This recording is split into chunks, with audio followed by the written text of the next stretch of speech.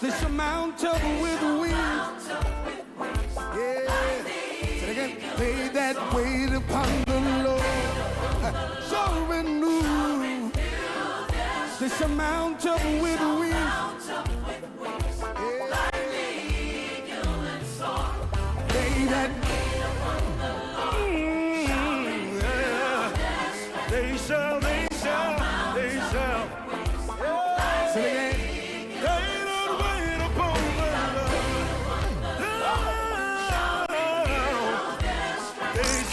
Unleashing the power of relevant radio. This is Citi 97.3.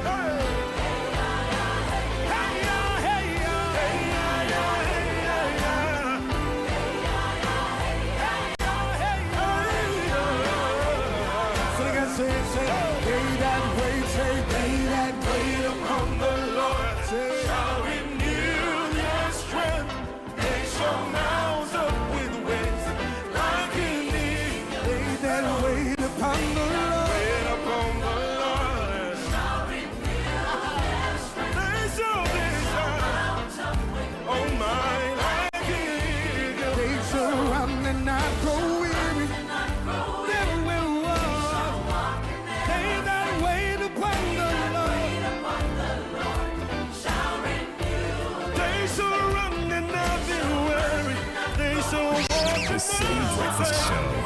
Rise above the noise. This is the City Breakfast Show. The city's biggest conversation.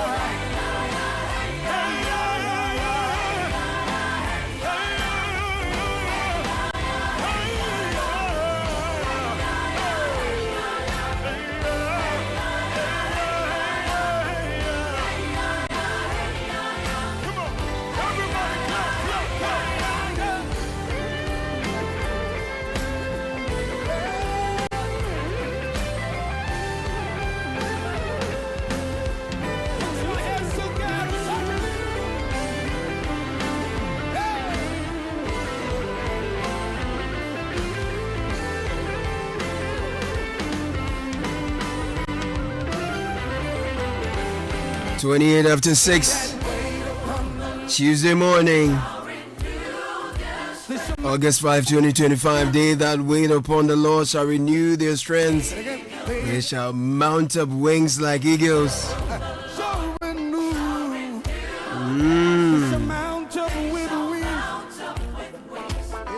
So don't confuse waiting time as wasted time. There is seed time and then there is harvest time.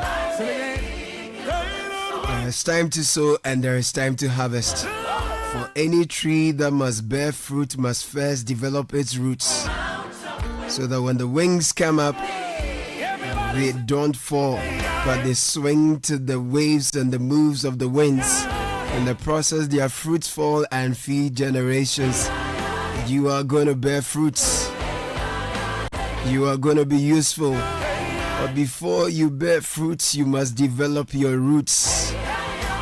Oh yeah. And the season of developing roots is the waiting season. No one sees you, no one recognizes you. You're working so hard, but it's as if you are in the dark. Oh yeah. When roots develop, we don't see them. In fact, you may say the roots are the most critical part of the tree, but you hardly see them, especially for the tap roots. But they hold everything together. Hold everything together. In waiting, you build your strength. Your inner man is strengthened. You build your character. So don't let anyone lie to you that your waiting season is a wasted time. Don't see it like that. Because when the doors open and you're not rooted, you'll be thrown out of the door. No, not even the door, you'll be thrown out of the window. So that's the message for you this morning. Welcome to a brand new day, 97.3 Citi FM. My name is Caleb Kuda. We call this the City Breakfast Show. And Steady After 6 Business Sense was brought to you by Access Bank. If you've got great dreams for your business, let us take you there. Access W in partnership with WCI Firm. We're inviting you to Istanbul, Turkey for a lifetime business experience you don't want to miss. Business leaders, entrepreneurs, investors, and go-getters. Istanbul is calling. Join us for the premium international business adventure from August 11 to 18. This year is packed with B2B meetings, industrial zone, and showroom tours. And it cuts across companies and across sectors. You have the opportunity to shop in Istanbul. There'll be sightseeing and Bosphorus yacht cruise. Double occupancy going for $2,500. Single occupancy $2,800. There's an all-inclusive package. Limited slots available. Secure your seats today. Explore fresh business opportunities on a global stage. Call Jemima 057-973-4663. Access W, inspiring, connecting, empowering. Access Bank, more than banking.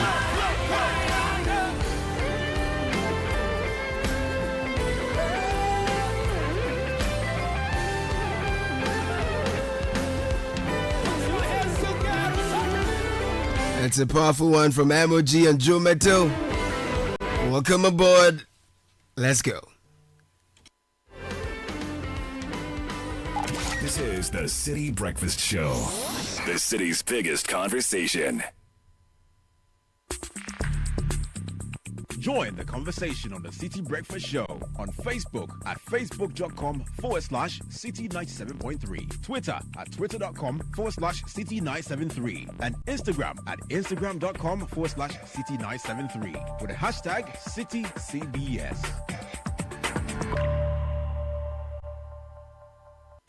The City Breakfast Show.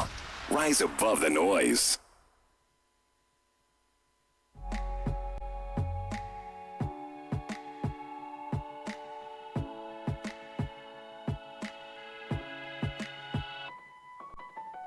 I'll smile, I know what it takes to fool this town. I'll do it till the sun goes down and all through the night time. Oh yeah, I'll tell you what you wanna hear. Keep my sunglasses on while I shed a tear. It's never the right time. Yeah. I put my arm around, show you how strong I am. I put my arm around, I'll show you that I am. I'm unstoppable. I'm a Persia with no brakes. I'm invincible. Yeah, I win every single game. I'm so powerful. I don't need batteries today. I'm so confident. Yeah, I'm unstoppable today. Unstoppable today. Unstoppable today. I'm unstoppable. That's the message. 33 after 6, and it's back. It's bigger. Fidelity Bank Sika Boom Reloaded promo. It's here to reward your savings with life-changing cash prizes. Just deposit and maintain 500 Ghana cedis or more in your Fidelity account, and you could win up to 100,000 Ghana cedis in our grand draw. With every 500 Ghana cedi deposit growth, you stand a chance to win 5,000 in monthly draws. You don't have an account yet, right? So open one, save smart, earn points, and win big. Fidelity Bank is with you every step of the journey. Sika Boom style. This promo is on NLA's Caritas platform. T's and C's apply. Jumping into the news review, Richard Delaska is here with Bernard Kokuabla. Gentlemen, good morning. Morning, my brother. Morning. Yeah, Morning, some Philip. rains on our roads, and there's a crash already. Oh, my word. Yeah, on the Pokwase stretch. We were told just before you climb the overhead of Angkor, actually. So we urge road users Is this to for be. those coming or those going? It's not so clear. That can be. That can be a whole situation. If it's for those Yeah. coming to town, then the traffic will be serious. Yeah. Because usually around this time, the traffic is southbound. Yeah. Southbound. So. Yeah. Okay, we are learning it's able to cause, it has potential to cause traffic all the way to Amasaman and beyond. Yeah, so I think what it it's- means is you're coming to Accra. Yeah. It's for the southbound, Accra-bound side. So if you're on that road, and there's no alternative route, so just raise the volume of the radio and pray. You can't do anything else. The only thing you can do is possibly take a right if you're going towards Awushi. Yeah, but even that, you have to encounter all kinds of traffic situations before you eventually get to Accra. So it's not So as in, they don't have to get to Afanko. They take the Awushi 10. Yes, that's right. Okay. So you use there are some lungus you can use through Fise and come out on that stretch and then go that way. But it's a lot of hustle. May you not be caught in a lungu on a rainy day. Early morning, No, Gulungu. may you not be caught in a lungu on a rainy day. So- Anyway, so where are we going? Okay, so I have a number of newspapers. The newspapers, Charlie, my industry is dying.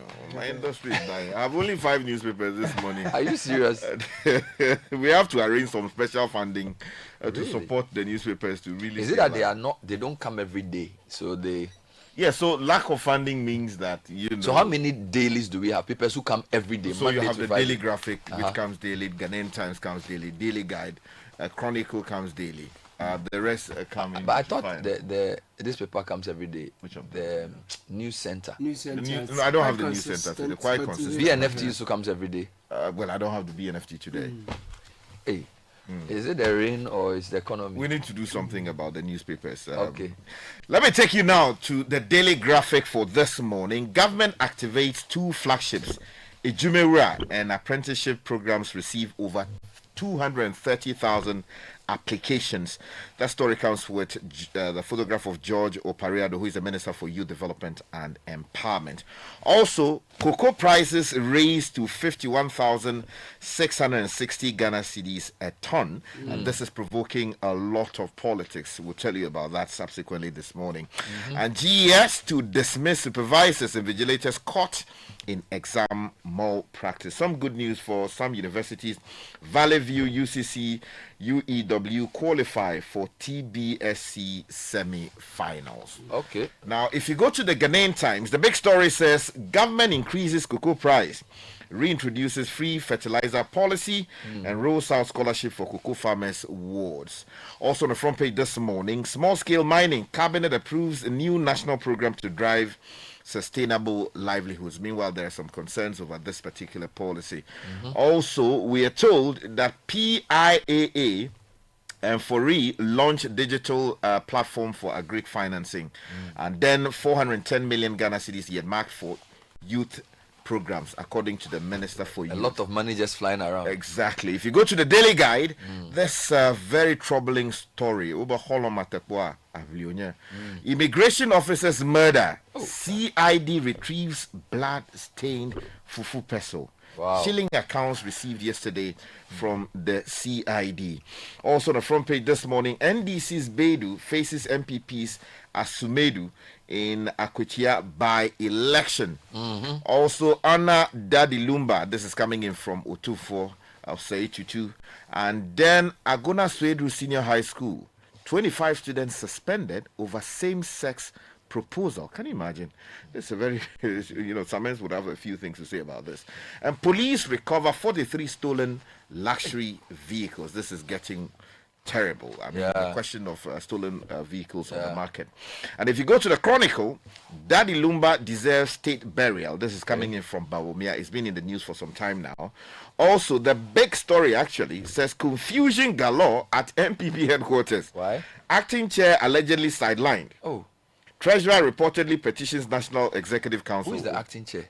I'll give you the details. I don't remember the name immediately, but I'll give you the details later. And then also, landowner sues TDC MD over alleged takeover of land. And finally, if you go to the Economy Times, banks expected to begin lending rate cuts this week as BOG cuts benchmark rate by 300 basis points. Also, Trump raises new tariffs on Ghana, others to 15%, effective August 7, so just a couple of days away. And BOG goes hard on banks to curb forex crunch as traders raise alarm. So let me take you online. CitiNewsroom.com. 82 human trafficking victims rescued this year so far. Madina MC is alleging arson in the Rich Junction fires. DC stops poorly executed school projects in central Gonja. Meanwhile, NIA said they will prosecute Ghanaians who vouch for foreigners in Ghana card registration. And then a couple of stories about Cocoa Board syndicated loan, etc. Cocoa Board clarifies that no syndicated loan for 2025-26 cocoa season. Meanwhile, the Offensive South MP says the new cocoa price is based on cooked figures, not farmer needs. Adomochi says, I was not maltreated during OSP detention. And then this is a troubling one. Floods cut off roads and destroy 15,000 hectares of farmland. You know, this is a lot of land in the Upper West region. Now, Cuts International backs some George's call for DSTV price reduction. That's also on the City Newsroom website. Channel 1 News is leading with Adomotri. No payments made under GAC or revenue assurance contract. He says, I respect OSP's mandate to investigate and prosecute. Meanwhile, fire destroys boys' dorm at Omes. And then apologize to cocoa farmers. Offensive South MP slams government over producer prices. Meanwhile, Sam George says August 7 action against DSTV will proceed for sanity to prevail. So we need to keep an eye on this matter. In other stories, Fitch, you know Fitch? They are projecting a stable CD through 2025-2026, but they are cautioning us on gold prices. Major Online is leading with Bagman to MPs. Let's begin discussion on comprehensive healthcare support program. He says also Ghana launches real-time passenger screening system at Kotoka International Airport. Okay. Yeah. Meanwhile, Ivatex reacts to GAC or revenue assurance contract controversy. The company in the middle of that matter. And then in Quanta schools appeal for food support for WASI candidates. Okay. And then 4 others.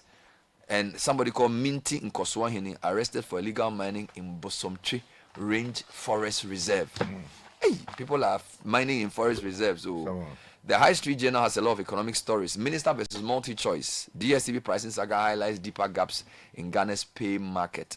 Also, cement prices are indeed high, but profiteering isn't the culprit. This is Imani's analysis of the situation. There's good news for Caleb. Vehicle prices may drop in 2026. Yay! Chance for Ghana. But auto dealers say policy rate cut signals hope, but relief will be gradual. Yeah. And there's a very interesting story, Sky, we're interested in. Here is how Ghana's agribusiness sector can outsmart pests with AI. Powerful. AI consultants. Anyway, let's take off this morning. I'm taking you to the Ghanaian Times. Good news for cocoa farmers, but the minority says not so much good news. If you go to page 12 of the newspaper, we're told by Julius Yaupetechi that the government has announced an increment in the cocoa producer price from 49,600 Ghana cedis per ton to 51,600 Ghana cedis per ton. That equates to some $3,100 to 5,040 US dollars for the 2025-2026 crop season. Okay. Now, these translates into 3,228.75 Ghana cedis per 64 kilogram gross weight of cocoa. Now, the new price regime takes effect from Thursday, August 7, 2025. Now, announcing the new price at a press conference in Accra yesterday, the Minister for Finance, Dr. Kisiel Atuba-Forson, said the increment represents 70% of the gross free on-board FOB value of 7,200 US dollars per ton, and aligns with President John Dramani Mahama's promise to pay cocoa farmers 70% of the FOB. Now, it goes on to provide some other details, but the minority is raising. Let me give you two reactions. So, no syndicated loan for this crop season. Letitia reports on Citi Newsroom, still from yesterday's program.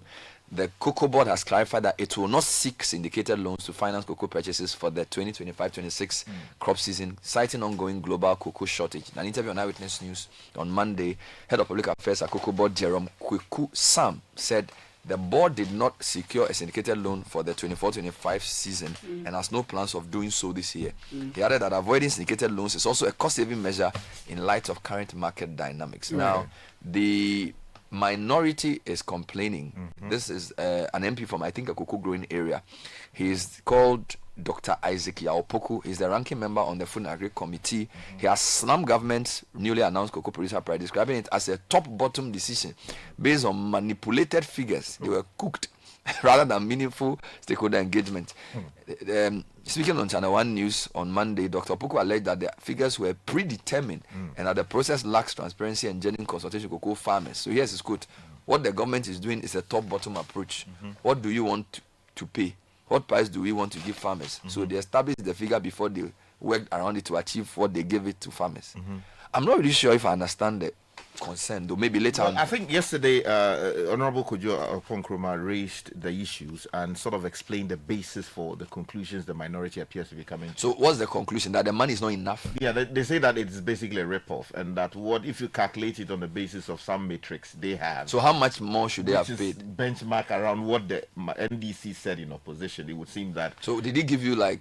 So these people are paying 5,000 something. Yeah, they say it's tell us smaller the than figure. that. Yeah, I think they said something around 30% thereabout, if my memory serves me correctly. But I think with that we can play back. But let's stay with matters having to do with the environment. And some people are raising concerns about how mining impacts cocoa, for instance. But the government says it is going ahead with small-scale mining. So if you go to page 10 of the Ghanaian Times, Cabinet approves new national program to drive sustainable livelihoods.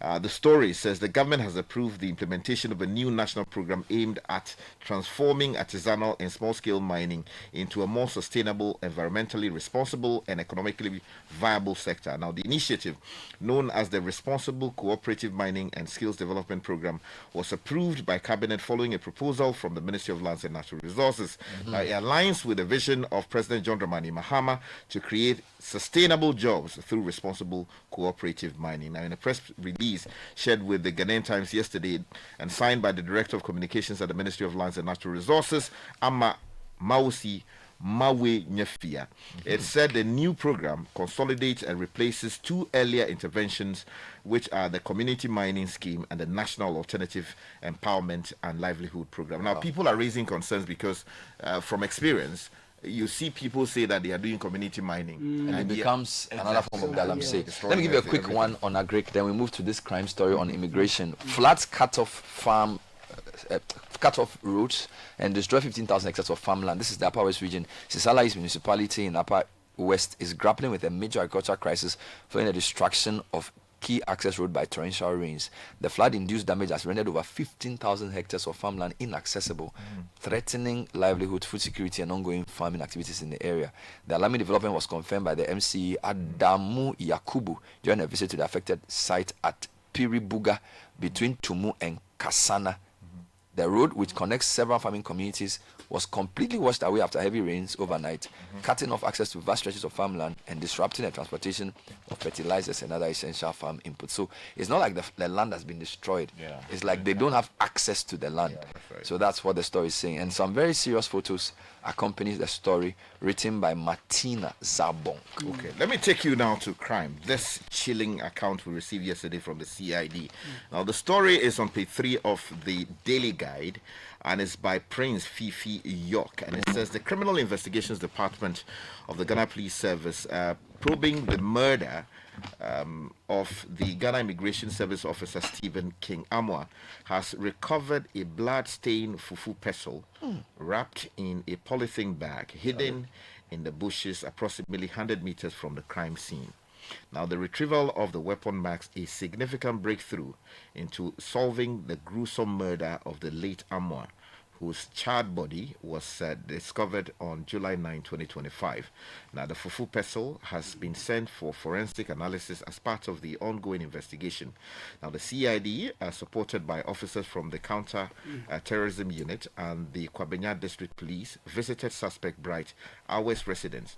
Now, evidence of the attempted cleanup, freshly sprayed walls, and an empty can of spray paint were uncovered. Now, search at a secondary crime scene near the GBC satellite area also uncovered a burnt wooden carpet stained with blood and partially burnt camouflage fabric.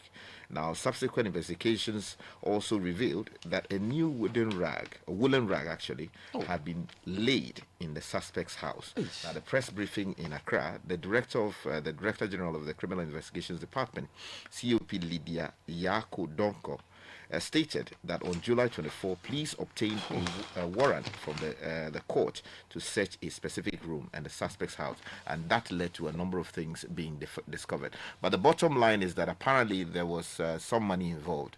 So one person, the deceased, allegedly loaned some money to the other suspect, person, and then when it came for him to pay, he decided to end his life. Yeah, that's right. And now, there's a lot of crime stories as well. Page 2 of the Chronicle: police arrest 2 men in connection with separate robbery incidents. This is today.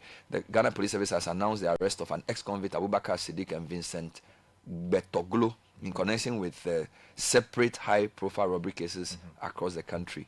The arrests described as major breakthrough by CID were confirmed by COP Lydia Donko, DG CID, at yesterday. So it was quite a good press briefing, I should say. Yeah, it was beautifully done. The police said we need more of this. The police said the arrest of Abubakar Siddiq, who previously spent 25 years in prison, has led to the unraveling of a vehicle robbery syndicate that has been operating across multiple regions in Ghana.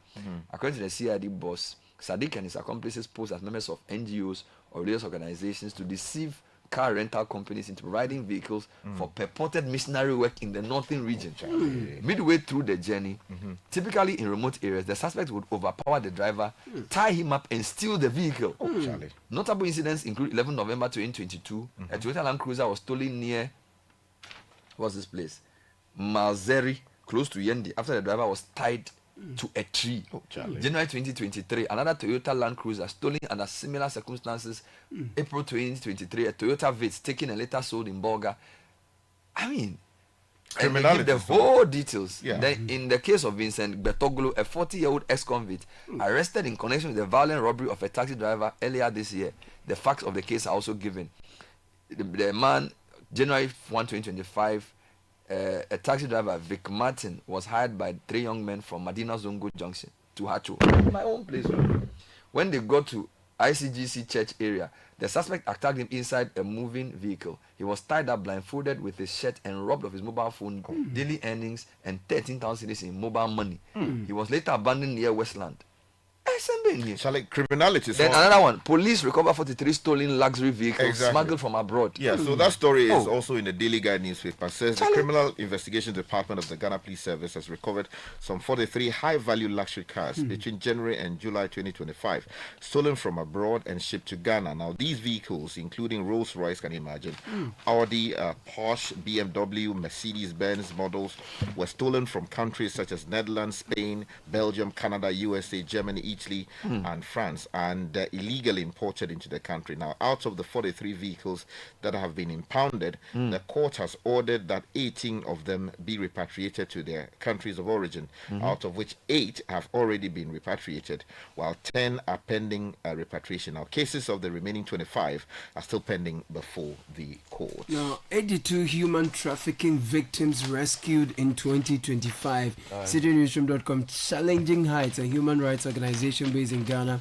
has revealed that it has rescued 82 victims of human trafficking and forced labor since the beginning of 2025 in partnership with the Ghana Police Service. According to the organization, 57 of the victims, comprising 31 boys and 26 girls, were children trafficked in the fishing industry, primarily on Lake Volta. The remaining 25 victims, all Nigerian girls, were rescued from forced prostitution in a cross-border trafficking operation. All 82 victims have since received various forms of support, while the Ghanaian children are undergoing rehabilitation and receiving educational international assistance. The 25 Nigerian nationals have been safely repatriated to their home country. Okay, so let's take you to some other stories. So there's a story in the Chronicle that alleges confusion at the MPP headquarters. That story is on page 3 of the newspaper. Jennifer Ambele says an investigation by the Chronicle has uncovered deepening cracks within the New Patriotic Party national leadership, pointing to a growing power tussle that threatens to shake the party's stability ahead of its crucial internal and national elections. Now, the press at the center of the controversy is the alleged sidelining of the party's first national vice chairman, Dankwa Smith Bute, who by constitutional hierarchy should be acting as national chairman due to the ill health and the effective absence of the substantive national chairman of the party, Stephen Ayensun Team. Now, Stephen Ayensun Team, as we do know, is a long-standing, has a long-standing service with the MPP. We are told he's not well, and family people have asked that he should be given some time to rest. But the man who is stepping in for him is apparently complaining about how he's been sidelined, and has, the story says that this is described as a calculated coup by a powerful faction within the party's top hierarchy. Now, the spark that ignited this growing rift was a letter dated July 5, 2025, and signed by the party's general secretary, Justin Frimpong Kodia. Now, the letter, which was widely circulated to members of the election and executive committee of the party, summoned an emergency NEC meeting scheduled for Monday, July 7, 2025, at the party's headquarters in Asalam Down. However, we're told that for some reason, the acting chairman was not informed. It goes on to give you some other details. If you're interested, please grab a copy of. Let me just give you two quick stories. Mahama has directed ministers for Interior, Foreign Affairs and Transport to collaborate to ensure the e-visa is implemented. He gave the directive when he officially commissioned the new Air Navigation Services building at Kotka International Airport. He also performed the launching of Ghana's Advanced Passenger Information, that's API, and Passenger Name Record PNR systems. The president said the introduction of the API and PNR systems provide a strong data platform on which other critical services could be integrated. Now, stay with me. The MCE for Medina is alleging arson in the Ridge Junction fires. Christopher Kelvin Asima reports that MCE for Lamquantana Medina, Ibrahim Faila Fuseni, has alleged that the recent spate of fires at Medina's Ridge Junction near Redco is a deliberate attempt by individuals seeking to claim ownership of state-acquired land. According to the MCE, the land in question is government property and cannot be appropriated for private use. Mr. Fuseni expressed strong suspicion that the fires, 3 incidents within the past 3 months, are part of a calculated scheme to displace current occupants and assert control over the area. Speaking of which, a number of property owners in the Ramsar site area have passionately appealed to the Citi Breakfast Show to give them a hearing this morning. Apparently, there's a demolition that's going to take place at 9 a.m. and they're saying the land was sold to them by the Forestry Commission. They list about 5 state institutions that have been involved in selling this land to them, and they've put up buildings, some to high levels, and they want to be given a hearing. They are complaining bitterly that it's not fair that the buildings are being demolished without giving them a hearing. And also the people who sold the land from the Forestry Commission and other government agencies are pretending as if they don't know that they give them the leases. But they agree that they are within the Ramsar. They will talk for themselves. Okay, just quickly though, I want to draw your attention to a story on the Le Monde. You know Le Monde? Yes, French. Yeah, French. What are they saying? Portal that says that the U.S. would require bonds of up to $15,000 for some visas to discourage overstays. Which visas? So B1, B2. Ah, Lord. you put $15,000. Yes, as a bond that you have to pay. Now you not overstay. Yeah, that's right. If you come back, then you collect the money. If you don't come back, then you forfeit it. So they are selling permanent residence for $15,000. Well, it's not selling permanent. But some people will look for that money and they will still not come back. Yeah, and if they grab you, then they send you back. Will they pay my $15,000 back? Well, if you come back, he will pay it back to you. Some more. All right, gentlemen, thank Let's you. make our country better. That's the whole story.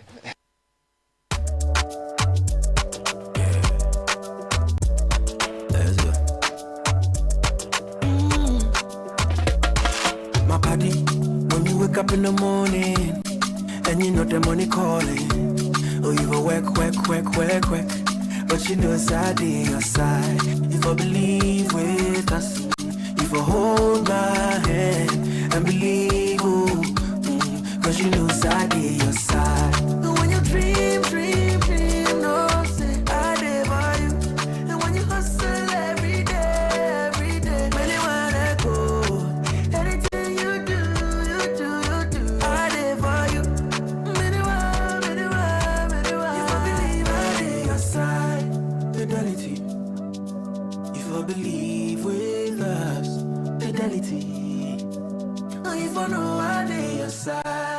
Fidelity.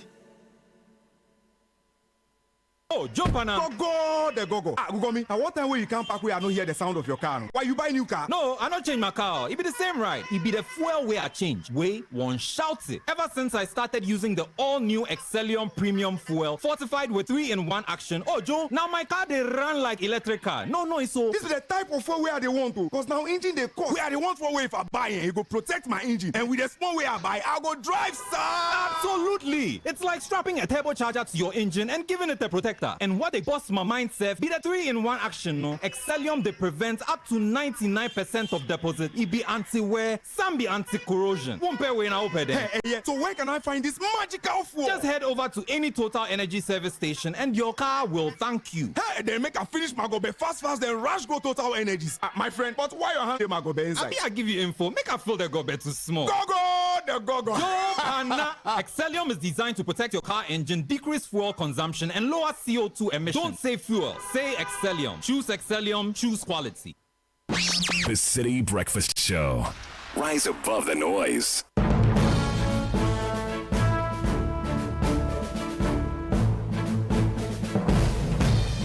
Nashika Caesar is here with the City Business News brought to you by MTN and EcoBank. Good morning, Nashika. Good morning, Caleb. Hello and welcome to the breakfast edition of the City Business News, proudly brought to you by MTN, GOIL and EcoBank. I'm Nashika Caesar. Coming up, minority in parliament accuses government of shortchanging local cocoa farmers following announcement in new producer price. Also coming up, government inaugurates interim committee to revive Commander Sugar Factory. And later, CAT International urged manufacturers of Tasty Tom product to place greater emphasis on product quality after recall of some of its products.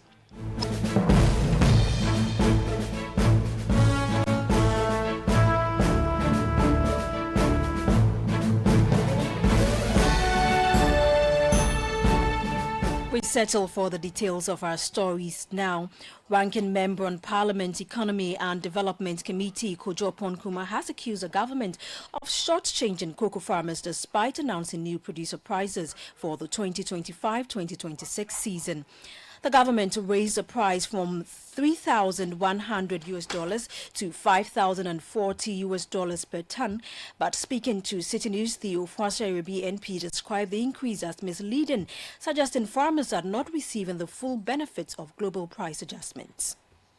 Here's a party which in opposition told the Ghanaian farmer that it's not the business of Cocoa Board to be buying all these inputs and deducting it from the revenue that is accruing on cocoa. Today they have listed all of those ones and are using it to justify the FOB price. If you use their own formula, by today they should be talking about $8,040, not $5,040, and that will bring you to about $502 per bag. And if you use the actual rate of 10.5, they should be paying a lot more than 5,100 today. So it's their own framework. You put the numbers into their framework and you will see that they have scammed the Ghanaian cocoa farmer. Kojo Ponkuma is ranking member on Parliament Economy and Development Committee and also member of Parliament for Ofuasi Ayuribi. Meanwhile, the head of public affairs at the Ghana Cocoa Board, Jerome Kwekusam, insists the newly announced cocoa prices are fair. For us to come to a determination of the price, it starts or it bets from somewhere. And then the price bill that we are going to use what? A hard currency, in this case the dollars. Because we go and make sales and get a revenue in dollars. And then we do the computation and get the Citi what? And get the Citi what? Equivalent. That is what we are going to get. And also one thing we have, or we should not lose sight of, is the fact that if the farmer is getting 3,228, which only constitutes a nominal increment of 128 Ghana cedis, it is also happening at a time that inflation is stable. So it is not going to affect the income of the farmer, whereby there wouldn't be that increment in general prices of goods and services in the country. So even though the farmer is getting something that possibly he or she might term meager or marginal, it is quite substantial in terms of its value. Jerome Kwekusam is head of public affairs at the Ghana Cocoa Board. Now, local cocoa farmers are describing the latest raise in the producer price of cocoa as inadequate and are demanding better wages. Let's listen to Francis Taylor, who is president of the Mankon Cocoa Cooperative Farmers Association. any cocoa farmer in Ghana, as I'm speaking, is expecting something higher than what it was announced. So even as of now last year, one bag on the wet market is around 10,000 plus. But as we are speaking now, it's around 5,000. It was very good on the wet market. They still continue to teach farmers. Now that the things are not happening well, we're looking that they should bring that money to come and cushion farmers so that at least even the price will go like 3,500 for farmers. So as of now, no farmer in Ghana will be happy with the new price, although the challenges in the system and the indicators doesn't favor cocoa board, but yes, we are agitating for more than what we were told. We're expecting around 3,500 per bag. Francis Taylor is the president of the Mancon Cocoa Cooperative Farmers Association. Still on cocoa-related issues, the Ghana Cocoa Board has clarified that it will not seek syndicated loans to finance cocoa purchases for the 2025-2026 crop season, citing ongoing global cocoa shortages. The head of public affairs at Cocoa Board, Jerome Kwekusam, stated categorically that the board did not secure a syndicated loan for the 2024-2025 season and has no plans to do so this year either. Still on cocoa-related issues, the government has hinted at amending the Cocoa Board Act to ensure that the Ghana Cocoa Board remains strictly focused on its core mandate of protecting and promoting the cocoa industry.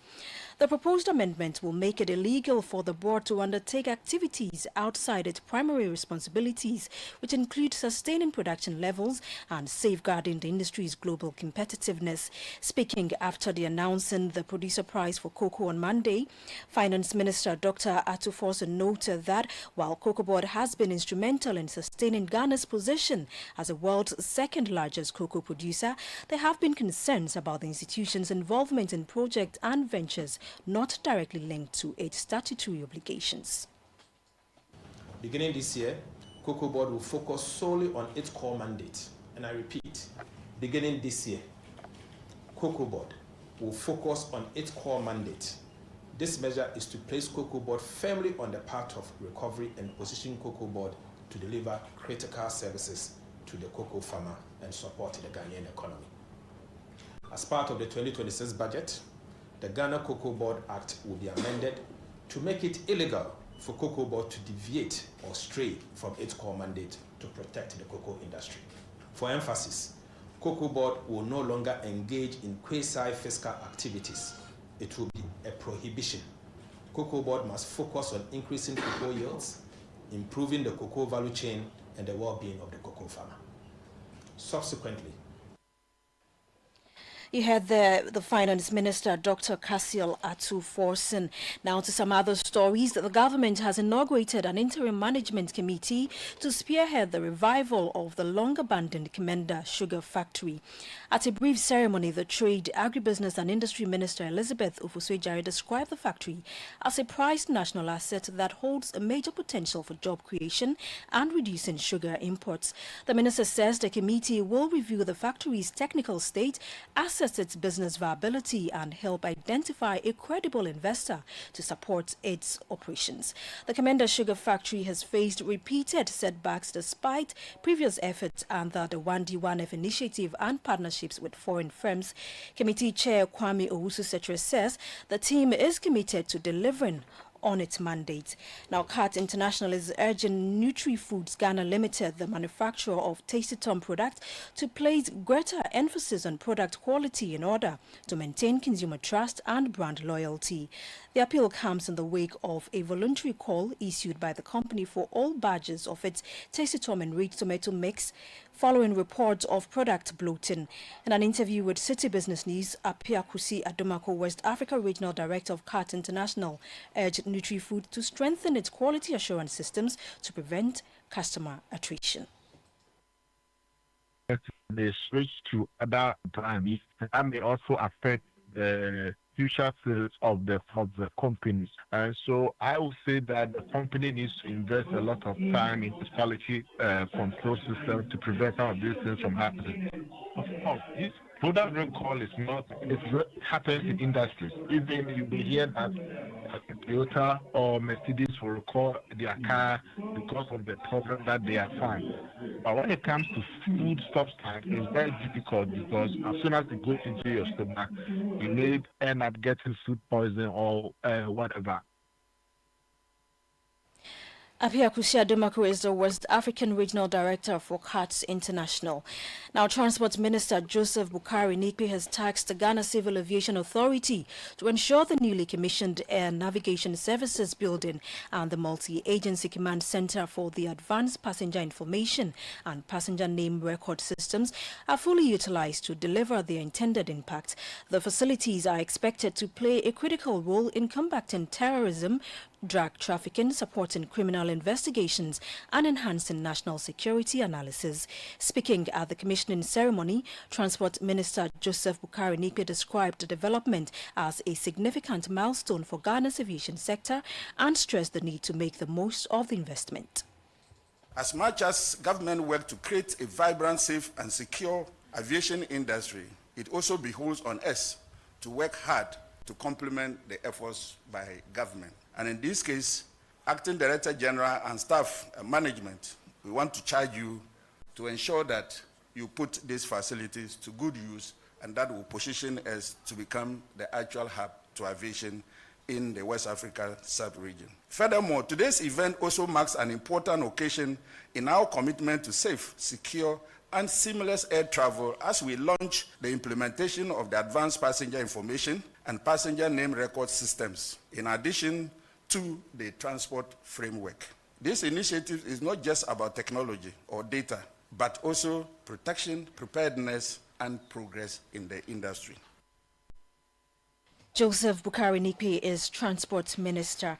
Now, on the interbank market today, the dollar is going for 10 cedis 50 pesos, while the British pound is going for 13 cedis 96 pesos, and the euro is going for 12 cedis 15 pesos.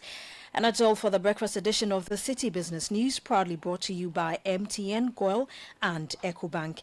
I'm Nashika Caesar. Many thanks for your company. Do have a great business day. If you know these sounds, you didn't just live through the 90s, you lived the experience. Back then, connection took minutes. Today, it takes a blink. You express yourself with memes. You hold video calls across continents. You say hey to an AI who responds, "Hello, Kwame." You order rides, dinner, and dreams all from the palm of your hand. A lot has changed, so have we. For over 3 decades, EcoBank has evolved with you, leading digital banking in Ghana and across 33 African countries, pioneering solutions built around how you live, move, and dream today. From our express points to EcoBank Pay, online banking, and the mobile app, we are where you are. Here for today, ready for tomorrow. Now, that's change. Powered by EcoBank. EcoBank, a better way to bank your way. EcoBank, the Pan-African Bank. Momo. It has made life happen in lots of good ways. Mr. Kwanzaa, Minsaka insurance claim no. It has put together beautiful weddings. It has filled the bellies of boys at their favorite watchy joint. My guy, stop. Who they chop cancel these days? It has made millions of businesses possible. Minsaka no. We are back in business. With just a few taps, money moves faster, easier, and safer. Momo understands the weight of your trust in us. We continuously enhance security with features like self-paying reset to help you protect your money. Momo will only call you with 0244 300,000. No MTN or Momo staff will call or ask for your PIN or one-time password. Do not transfer funds to anyone whose identity you have not verified. Do not approve any prompts you have not initiated. Momo, still Munsaka.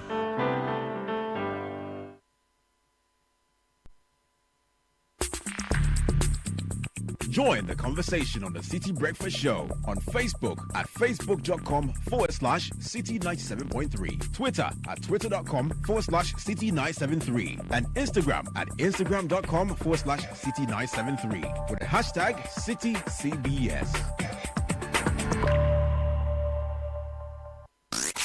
Unleashing the power of relevant radio. This is City 97.3. Isn't it just amazing how the world is ever changing and evolving? Fascinating to think about what the next big thing could be, right? Well, today is AI, tomorrow it could be, who knows? One thing that is sure though is that a lot has changed, but guess what? So has EcoBank. For over 3 decades, EcoBank has pioneered a range of digital-first banking solutions designed for the way we live today. From the mobile app EcoBank Pay and Express Points across the country, EcoBank is right where you are. EcoBank, a better way to bank your way. EcoBank is the Pan-African bank. Benjamin Nketia is here with Kickoff. The sports segment on the show proudly brought to you by Polytank, Lesheho, and Shell.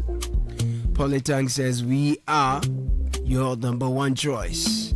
When it comes to water storage tanks, we've been around for 3 decades and more. We're trusted by all these generations, so make no mistake. Always choose Polytank for guaranteed quality. We're available at the same price across the country at Polytank partner shops.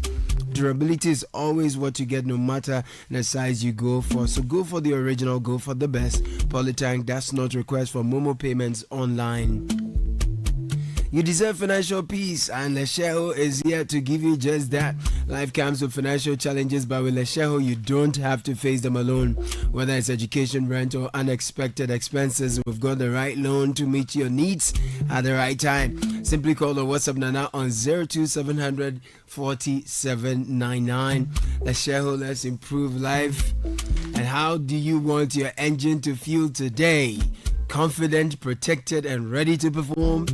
Now let's talk about Shell V-Power. Shell V-Power Dynaflex technology, specially formulated, cleans and protects your engine, giving it that boosted needs, designed to remove performance-robbing deposits so that your engine performs at its best.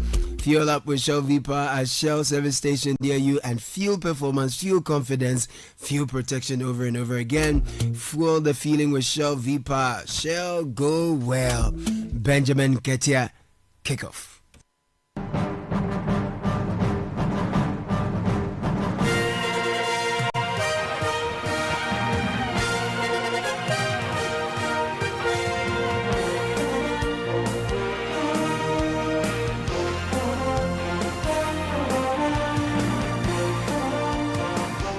Good morning to all of you out there. In the headlines this morning, Ghana's Thomas Partey set to make first appearance in court today after being charged with rape and sexual assault. Also, key stakeholders in Ghana football expressed divergent views about FA boss Keto Kreku's intention to run for a third term.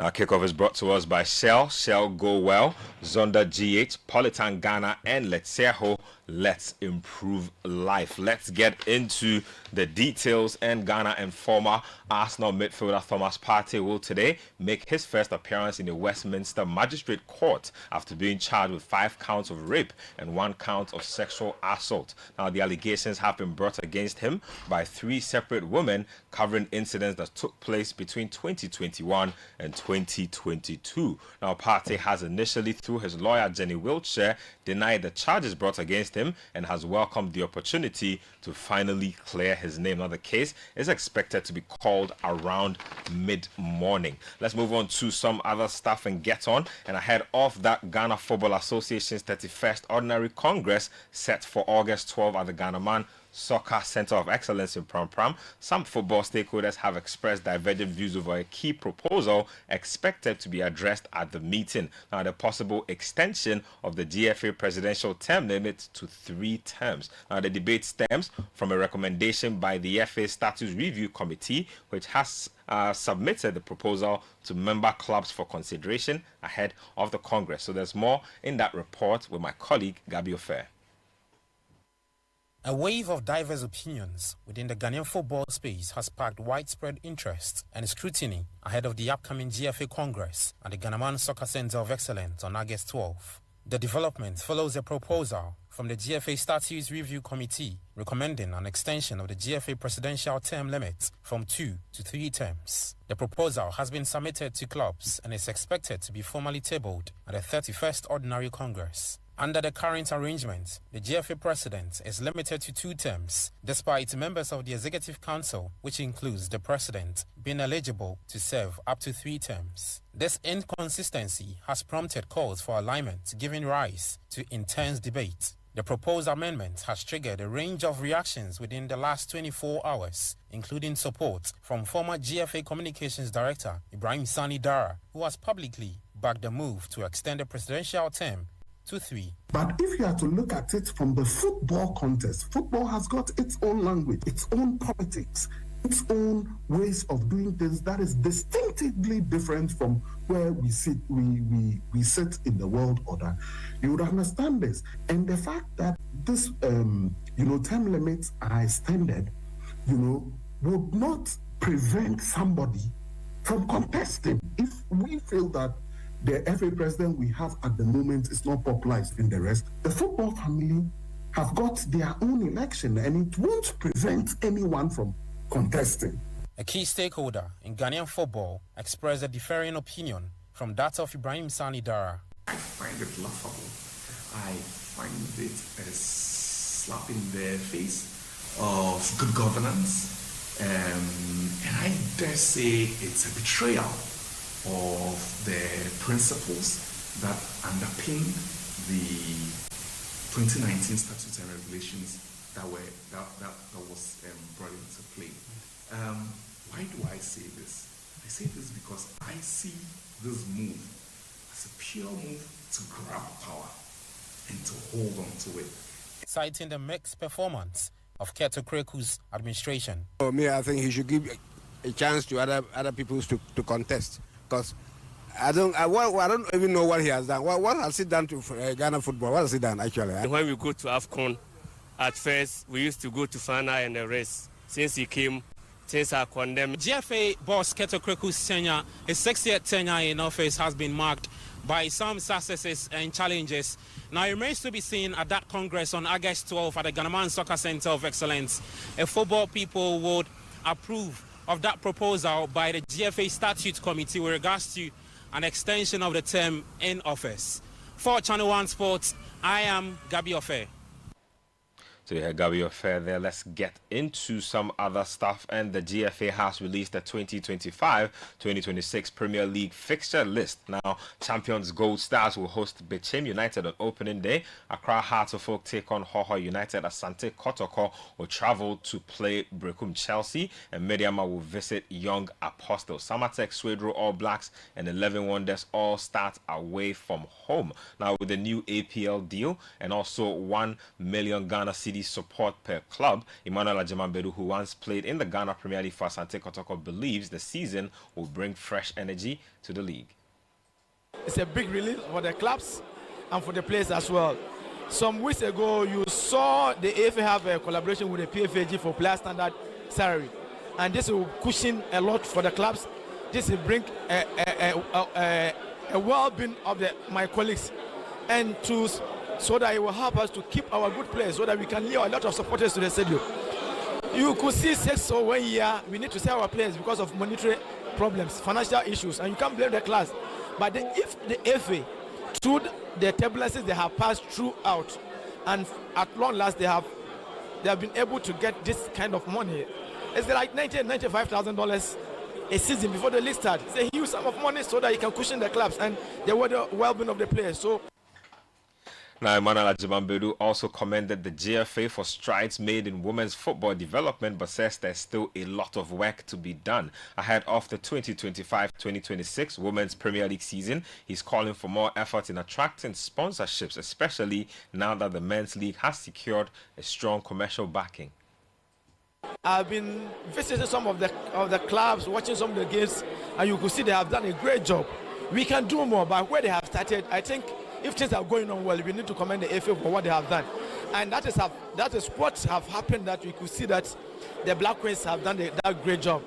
They deserve every accolade they are receiving very now. And whatever the government wants to do for them, you appreciate that. Let's start from somewhere. Now that we have gathered a lot of sponsorship for the Ghana Premier League for the men, I think gradually they will get something for the women too, so that at long last, where we want our football to be, the game will go there. I'm very happy, and the GFA have done a great job in the women's football. You see how the Queens have the kind of job they did in Morocco. It's the work of the GFA they started 2 years ago, and we are urging on them to keep going and to get a lot of sponsorship for the women so that we can get a lot of quality in our national team. Ajimambedu is a former Black Stars player. I also played with Kumasi Asante Kotoko. Let's get to some foreign stuff now. And Tottenham Hotspur owner Daniel Levy insists his side is out punching richer rivals despite only £51 million net spend this transfer window, with £170 million in signings offset by sales, the lowest among the Premier League's big six. Now he points out that measured investment and not lavish outlays have kept Spurs competitive at the top end of the table. We haven't had somebody pumping hundreds of millions into the club.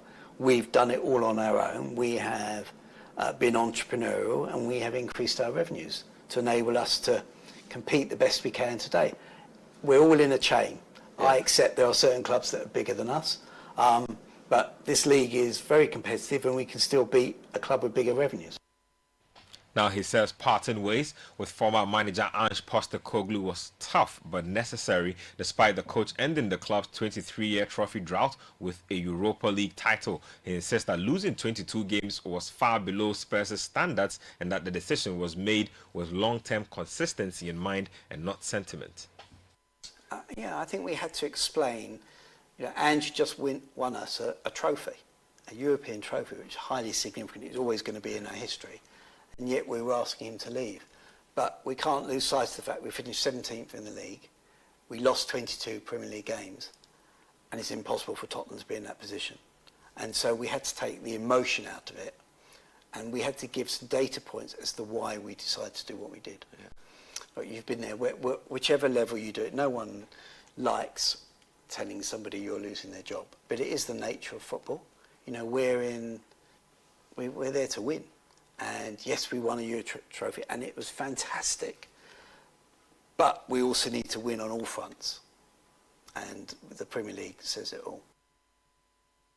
So you heard Tottenham Hotspur owner Daniel Levy speaking there, bringing an end to this morning's edition of Kickoff, proudly brought to us by Shell, Shell Go Well, Zonda GH, Polytank, and Let's Let's Improve Life. I am Benjamin Nketia, the small sport at citysportsonline.com.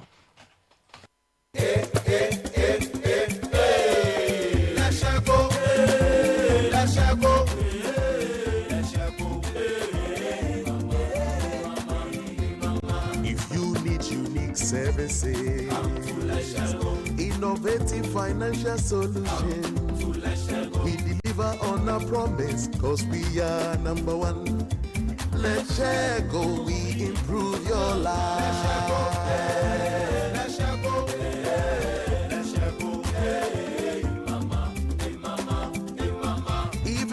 You're stuck with nothing, no matter your situation.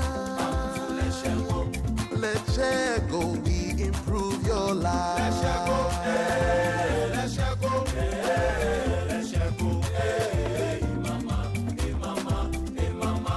Let's go, we improve your life. Papa no no ankasa.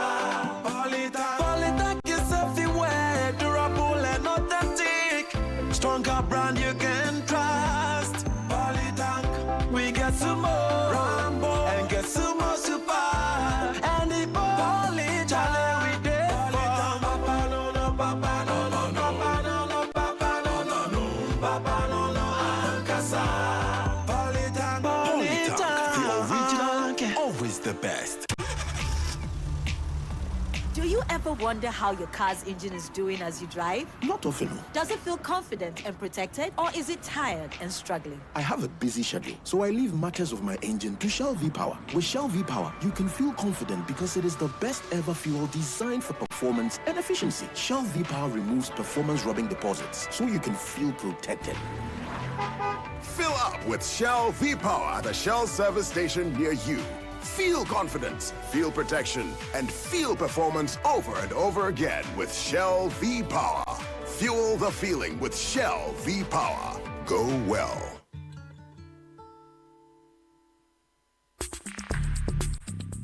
Join the conversation on the City Breakfast Show on Facebook at facebook.com/City97.3, Twitter at twitter.com/City973, and Instagram at instagram.com/City973 with the hashtag CityCBS.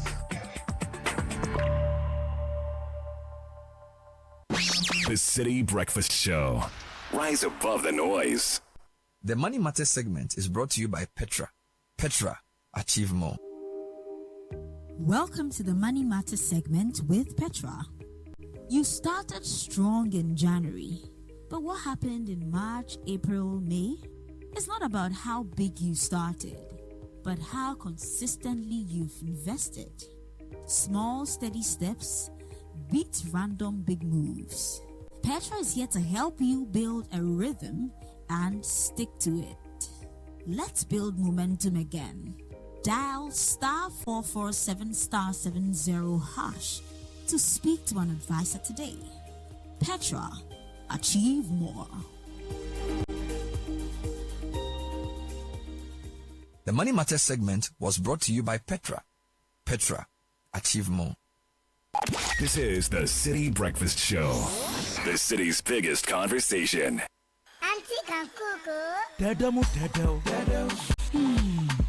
Me danger na nama me ground. But dead spices here what Jenny say. Nanya good taste. If we say yeah the natural spices and I you want all purpose stew, noodles, curry and nutmeg and a jollof. Dead spices. Taste yummy. Taste lemon. Dead spices. Taste day inside. FDIG a jedi kratoya too.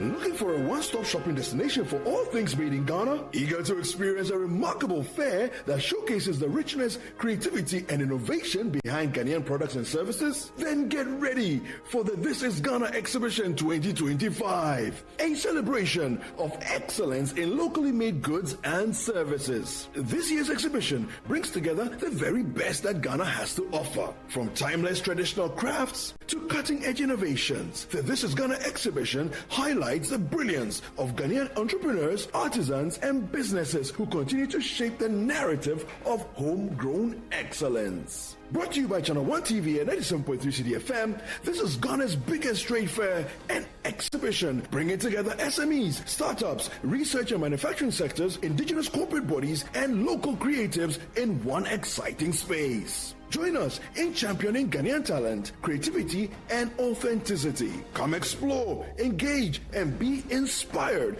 by the businesses and brands that are redefining Made in Ghana across every sector. The dates, Saturday the 6th and Sunday the 7th of September 2025. Time is 10 a.m. through to 5 p.m. each day. The venue is the Info Sutherland Children's Park. For enquiries or participation details, call us on 0205-973-973. The This is Ghana Exhibition 2025 is powered by Channel 1 TV and Citi FM and is proudly sponsored by MTN, EcoBank, and Side Hassle.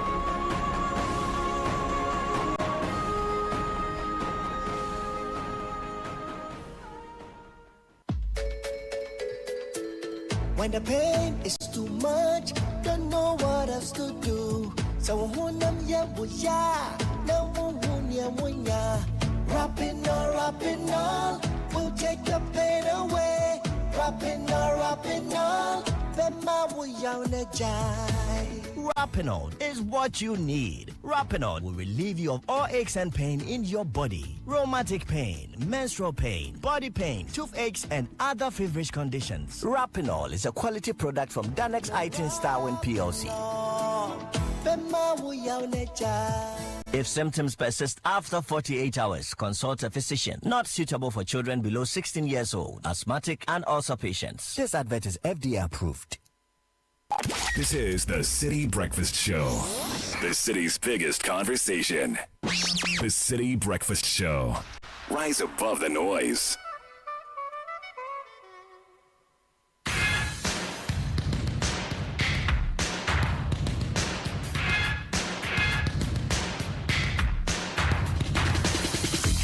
Unleashing the power of relevant radio.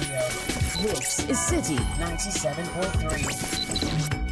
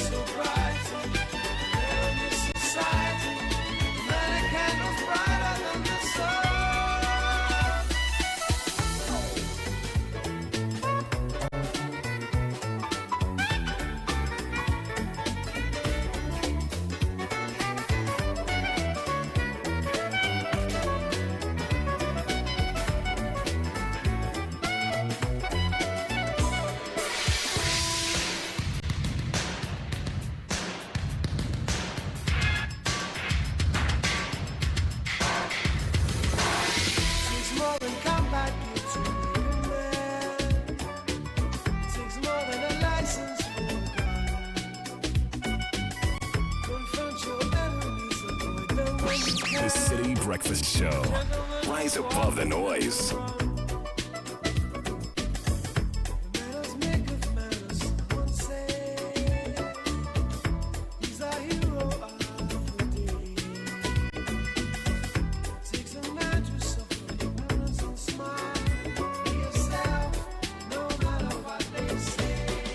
Two 7:37 City Breakfast Show.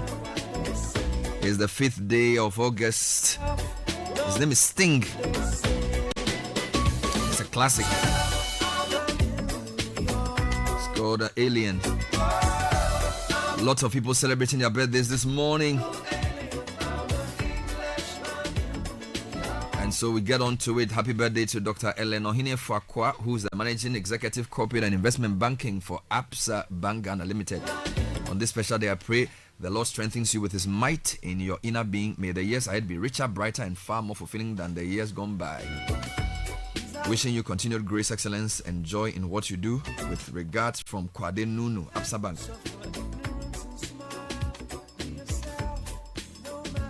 Happy birthday from the Anseko 1979 year group to our colleague, Mrs.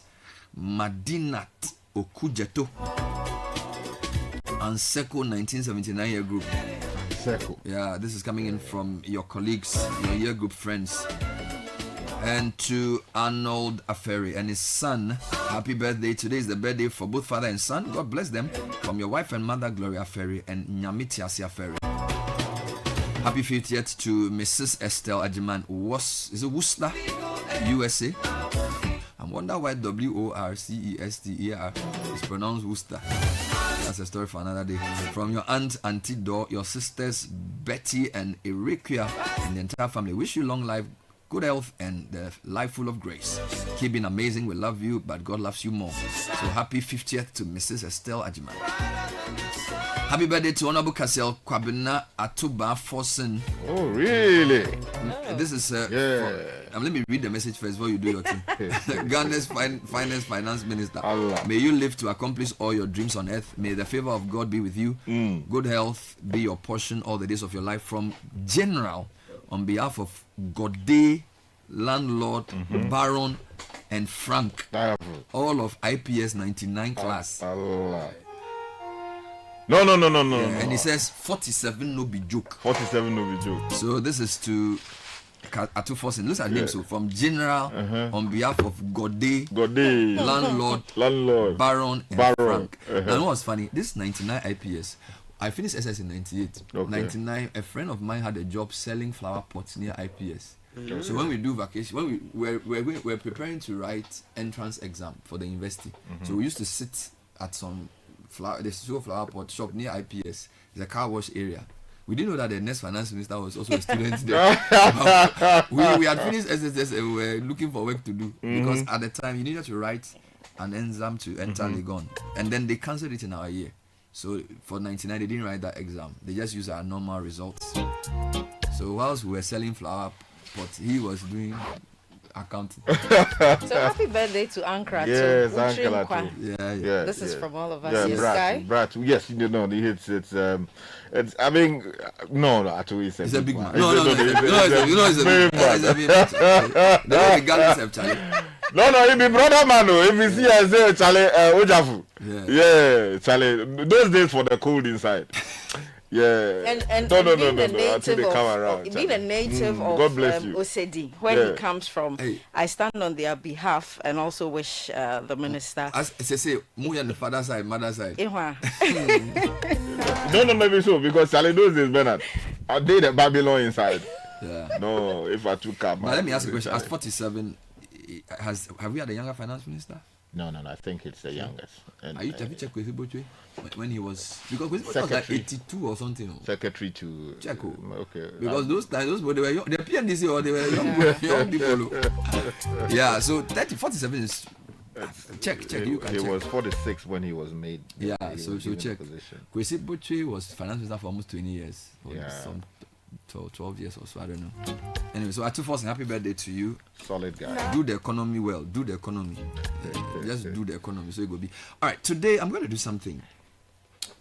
You know, I got a number of people send me petitions and things. So some had petitioned the president and copied me. Right. And then some had directly written to me Sure. asking that we give them a hearing on this show because they believe that they are not being treated fairly because they have buildings in the Ramsar site, but they believe that there are two things. They are saying it was a government agency that sold it to them, or they bought it believing a government agency has endorsed it. That's number one.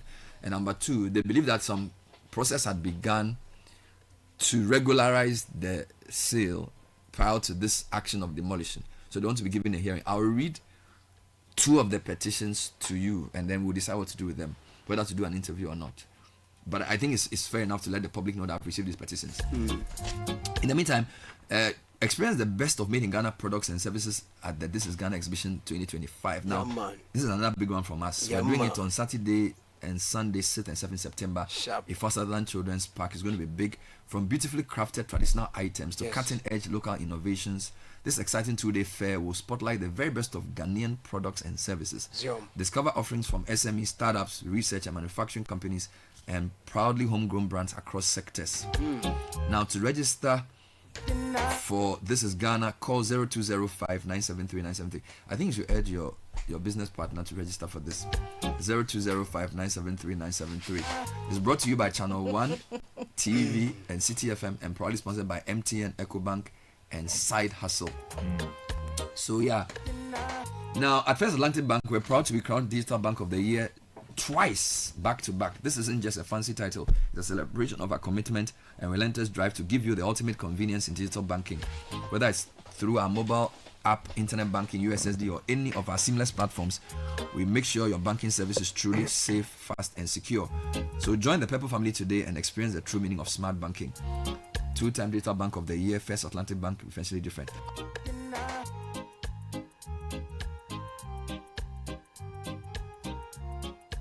And the price of your favorite 300 ml PET Coca-Cola has dropped across Ghana. This means you can share a Coke now for only 5 cedis. Now, whether you are Kofi or Adjoa or Kakra or Kwabena or Ama or Yauche, your personalized bottle is waiting for you at your favorite joint. Oh, do they have Yauche? No, they have Yao. They should put Yauche there. They have to advise and, So you look sharp, go find your name, find your bottle. Sharing a Coke is more than just a name on a bottle. It's a celebration of the real magic of human connection. So go on, share a moment, share a smile, share a Coke now for less. Yeah, but so you asked a question about when Kwesi Bocho became Minister for Finance under a military regime. Yes. He was at 40 years. He was 40? 40 years, yes. He was 40 when so he was born in 42. Wow. 1942, and he became finance minister in 82. Yeah, but we can't say finance minister because that was a military regime and they were doing their own thing. No, you don't get it. If you go to the Ministry of Finance, the pictures of the men and women they put there, yeah, most likely different. So let's not create litigation out of this matter. In the meantime, Academic Citi University has 2 amazing events coming your way. Are you a professional looking to take the next step in your career? Join us on Monday, August 19th at 4 p.m. for Graduate Open Day at Quiet Terrace, Accra. Meet our world-class faculty, explore cutting-edge masters and executive education programs, and learn how you can secure a scholarship. It's perfect for professionals and recent grads ready to rise. Then it's all about parents. Come to Parents' Night on Wednesday, August 21 at 6 p.m. at our beautiful Hacho campus. Tour our facilities, connect with our school leaders, and see firsthand why Academic Citi is the best choice for your child's future. Call us 059-403-0308. Visit act.edu.gh to RSVP. Don't miss out. Academic Citi University, educating future-ready leaders. Now, First Bank Ghana's junior internship program is back and ready to inspire the next generation. So take advantage of the long vacation. The kids will intern, we'll mentor them and counsel them. We'll give them real world banking experience. This started on July 14. It will end on September 12. So if you've not registered your child yet, sign them up. If they are 12 and below, open the Kids First account for them. If they are between 10 and 14, do the Me First account. Now apply for the First Bank Ghana Junior Internship Program. What that will give them is 5-day learning experience at any of our branches. They will receive certificates and products from Gino, Kivo, Top Up Pharmacy, Awake, Kiki, and Pepsodent, and then they stand a chance of winning cash prizes when they excel in an essay writing competition. The number to call though is 0596 921 921. Email firstsolutions@firstbankgroup.com. The Ghana National Council of Private Schools is proud to be associated with this. And a quick additional birthday request coming in to Gretel Mensa Pukuya of Manchester. On this day, and on behalf of my family, we wish you all the best. May God bless you abundantly, from Joe. So that's Gretel Mensa Pukuya. And of course, Raymond Dakwa is wishing his boss, the finance minister, a happy birthday. It's quite interesting. Raymond used to interview the man, now the man has employed him. That's quite interesting. Yeah, so Raymond is wishing Dr. Kaselatu Bafosin a happy birthday. We're all willing him on for the good of the country, the good of the economy. We hope, a lot of people start well. The problem is how they end. And a lot of times it's also the people they listen to. So if you want to pray for your leaders, pray that they will listen to the right voices. Because sometimes they will, you've done parliament for 20 years, you know this. They start so well, good intentions, and then people come and say, please come here. This way, you don't do like that too. They say, if this is how they did it before you came, you come and meet some. Then and when they start doing that, they will try and bend you. So we hope he just continues doing what he knows to be the right thing to do. And the discernment to listen to the right voices, because sometimes the difference between success and failure is listening to the wrong person. The wrong person will give you some wrong feel and all. Anyway, let me stay on course. Yes. Okay. Yes. And then also the people who are within the same administration, they all have to sing from the same sheet. Because it would seem that very early on, people are raising all kinds of concerns. Why are two holding the dollar? Sitting on the money. Why is he doing this? Blah blah blah. Then they start they just start shooting as a support and all of that. But it's good from the indications we have that he has an old man's imprimatur to continue doing. So you should keep up the good work. Quickly, I want to wish my beautiful wife Delia Na Dede Manson a glorious birthday. God bless her for the love and support towards the family from Justin Redo and your son KJ. Wish Jaden Niamai of SOS and my minor school to my glorious and blessed 12th birthday. May God continue to protect and guide him through life from your parents and siblings. And happy birthday to my little princess Mamiekuya Adofua Twi Yabua. We love you from Mom, Daddy, and Nyamizi. This one says, happy birthday to you, Harry Boache Oforiata, Managing Director, Imperial General Assurance. We celebrate your sterling leadership. Stay blessed from the management and staff of Imperial General Assurance. All right, now, Francisca, I got two things. A direct one to me, and then a petition that was sent to the president that was forwarded to me. So read the letter that was sent to me, and then let's see what we can do. No, not this one. This one is just a text that I copied to you. Where are we? The PDF document. No, not the PDF document. This one. The text subject urgent something. Okay, so the subject is urgent media brief, planned demolition in Tema Ramsar enclave. Dear Bernard, I hope this message finds you well. We are writing to draw your urgent attention to a deeply distressing development concerning an impending demolition exercise within the Tema Ramsar enclave. This affects legitimate residents and property owners in communities 10, 6, 11, and 12, many of whom have lived under sustained threat of eviction since early this year. The prevailing public narrative, which wrongfully paints us as illegal encroachers, fails to reflect the full facts and threatens to obscure years of transparent dealings, stakeholder engagements, and legal processes. We respectfully seek your help in presenting the truth and offering fair representation to the Ghanaian public. Please find below the key facts that we hope your platform can highlight. So, fact 1. Involvement and responsibility of the Forestry Commission. The Forestry Commission has played a pivotal role in discussions and processes that led to land allocations and development approvals in this area. The same institution which vetted lease documents and participated in prior engagements now positions itself as a neutral enforcer calling for demolitions without acknowledging its own prior complicity. This contradiction is both disingenuous and deeply unjust.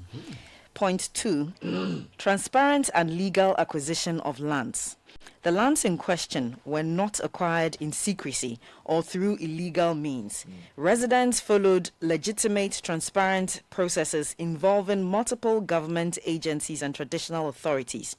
In most cases, buyers visited the Forestry Commission to confirm the authenticity of leases presented by sellers. Often, the legal department of the Forestry Commission verified and confirmed those leases. Just as many citizens trust institutions like SNIT when purchasing state housing without having to cross-check with Lands Commission, so too did we place our trust in the Forestry Commission and related institutions. We believe that their official validation was sufficient. To suggest today that these same institutions now deny responsibility or legitimacy is a betrayal of public trust and undermines faith in government accountability. Point 3, stakeholder engagement and financial commitments. In 2023 and 2024, under the leadership of then Regional Minister Henry Korte, the Regional Coordinating Council, RCC, organized 2 major stakeholder engagements. Participants included National Security, Ghana Police Service, traditional councils, Forestry Commission, Lands Commission, and property owners. During these meetings, a consensus was reached to develop a zoning scheme as a roadmap for regularization. As part of the process, property owners were asked to make substantial financial contributions, which many of us did in good faith. The current push for demolition blatantly disregards these prior agreements and renders our past engagements meaningless. 4, ongoing willingness for dialogue. We, the residents and property owners, have always demonstrated a willingness to dialogue, cooperate with authorities, and explore peaceful resolutions. We have never acted in bad faith, nor have we resisted the rule of law. It is therefore profoundly unjust to subject law-abiding citizens to trauma, economic losses, and constant intimidation without pursuing alternative dispute resolution measures. 5, supporting evidence, official leases. For your kind attention, we are also sharing copies of lease documents issued by the Forestry Commission to Guinford Investment Limited, one of the key developers within the enclave. This supports our assertion that these developments were facilitated through formal, official, and state-sanctioned processes. This evidence directly challenges the basis of the current demolition threat and raises serious questions about fairness, due process, and institutional responsibility. Final plea for justice and fairness. We are Ghanaians, we are voters, we are taxpayers, we are families, and we are tired. Tired of waking up to threats of losing our homes, tired of being treated like criminals, tired of having to justify our very right to live in peace. This is not an order. This is not justice. And this cannot be the Ghana we all believe in. We appeal to your conscience and your commitment to truth. Please help us fight a fair fight, and not just through your reporting, but by giving voice to those who have been silenced by fear and frustration. We remain available for interviews, documentation, or any clarification you may need. Thank you sincerely for your support, your attention, and your continued dedication to the public good. Warm regards, Kwabena, for and on behalf of the Property Owners and Residents Association, Tema Ramsar Enclave, Community 6, 10, 11, and 12. So I didn't even know the community were that many. 6, 10, 11, and 12, all within the Ramsar Enclave. Now, I've been joined by one of the petitioners, Jerry, who sent a separate petition to the president.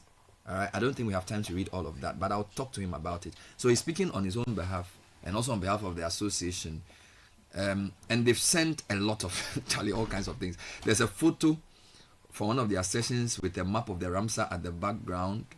And they're basically saying the Forestry Commission sort of is part of the whole process. So let me try and understand them better. So Jerry, let me get the full name. Mr. Jerry Nyahumu.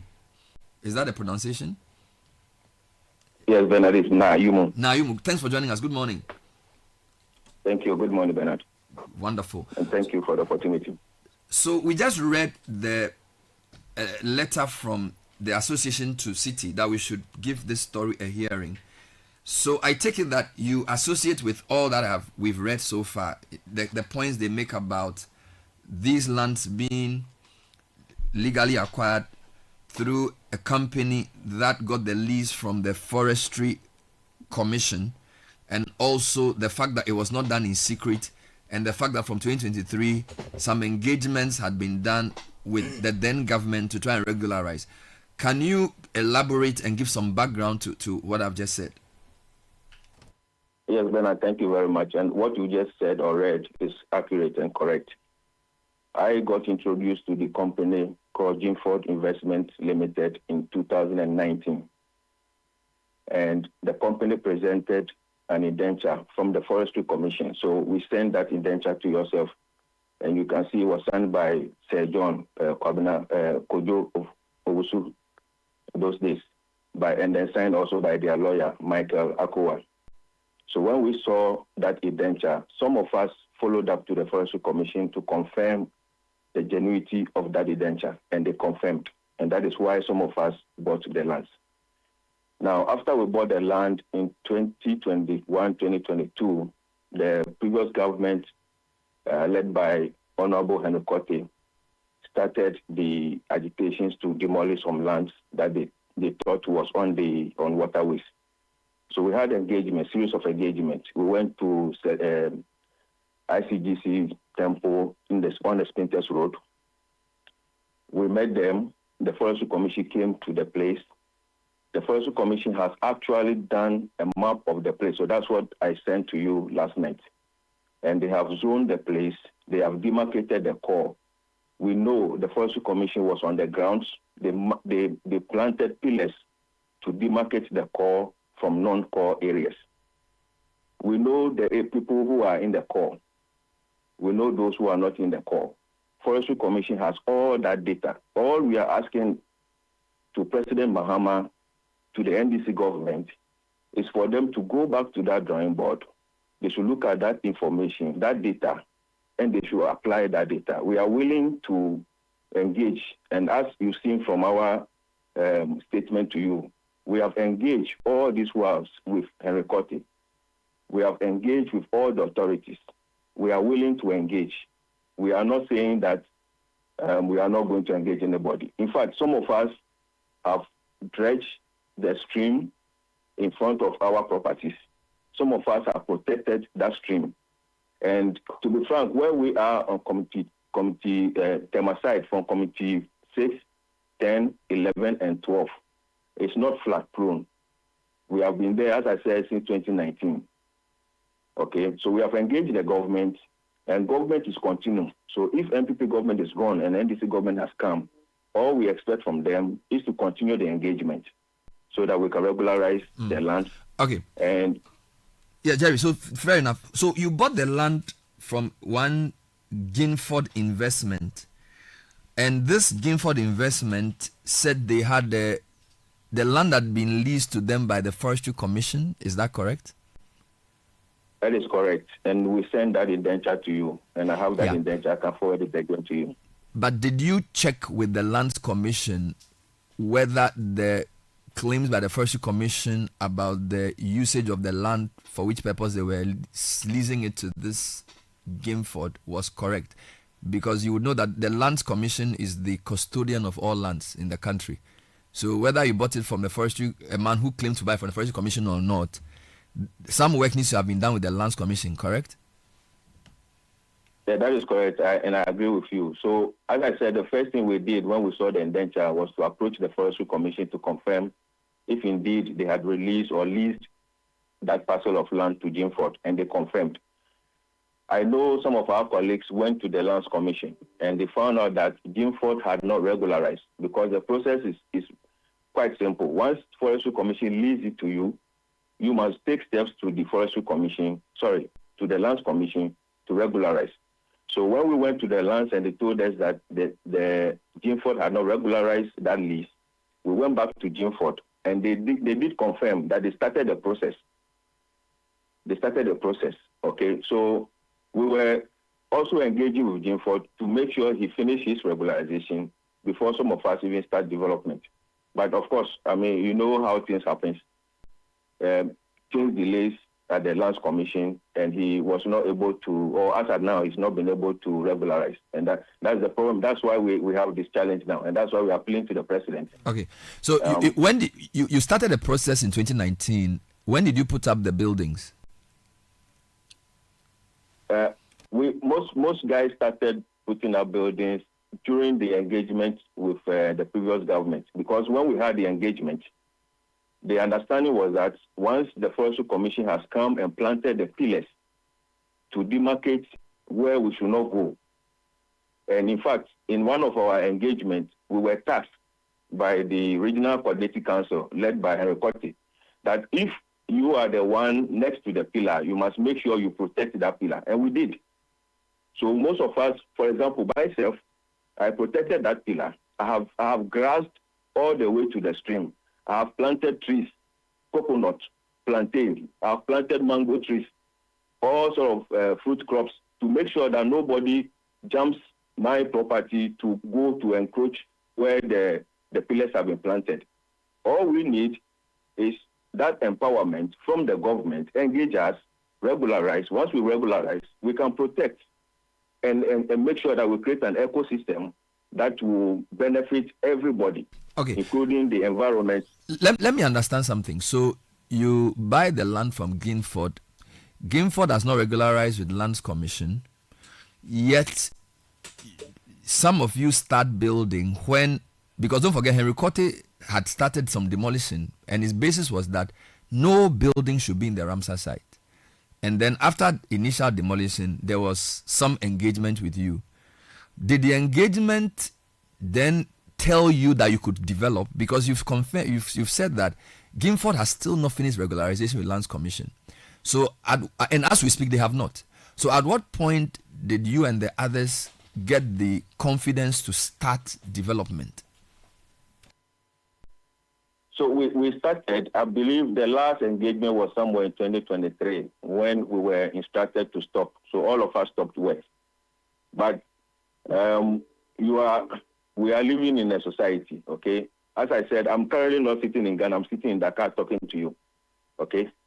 Now, if somebody decides to go and develop his land, it will be difficult for someone to object or prevent, especially when you yourself do not have the regularization. And as I said, most of us, especially along the stream, we are making sure that nobody jumps us to enter close to the stream or go beyond the stream. And we have planted trees, we have planted things there to make sure that nobody encroaches in those areas. That was the charge given to us during those engagements, and we followed that. Okay, so you mentioned that there was a buffer zone and then there was a core zone. Who made that determination for you? Because you did send me a map, a picture of a map where some part is a bit red and some part is green. Who determined that there was a core zone and a buffer zone? And yeah, because in that drawing, there's also an orange line that covers the whole place. So can you explain that document to me? Yeah, so that document is coming from the Forestry Commission. They are the government agency with the technical expertise to manage the wetlands in the whole of Ghana. So they made that map. So as I explained in my text to you, the red line you are seeing is the original Ramsar site.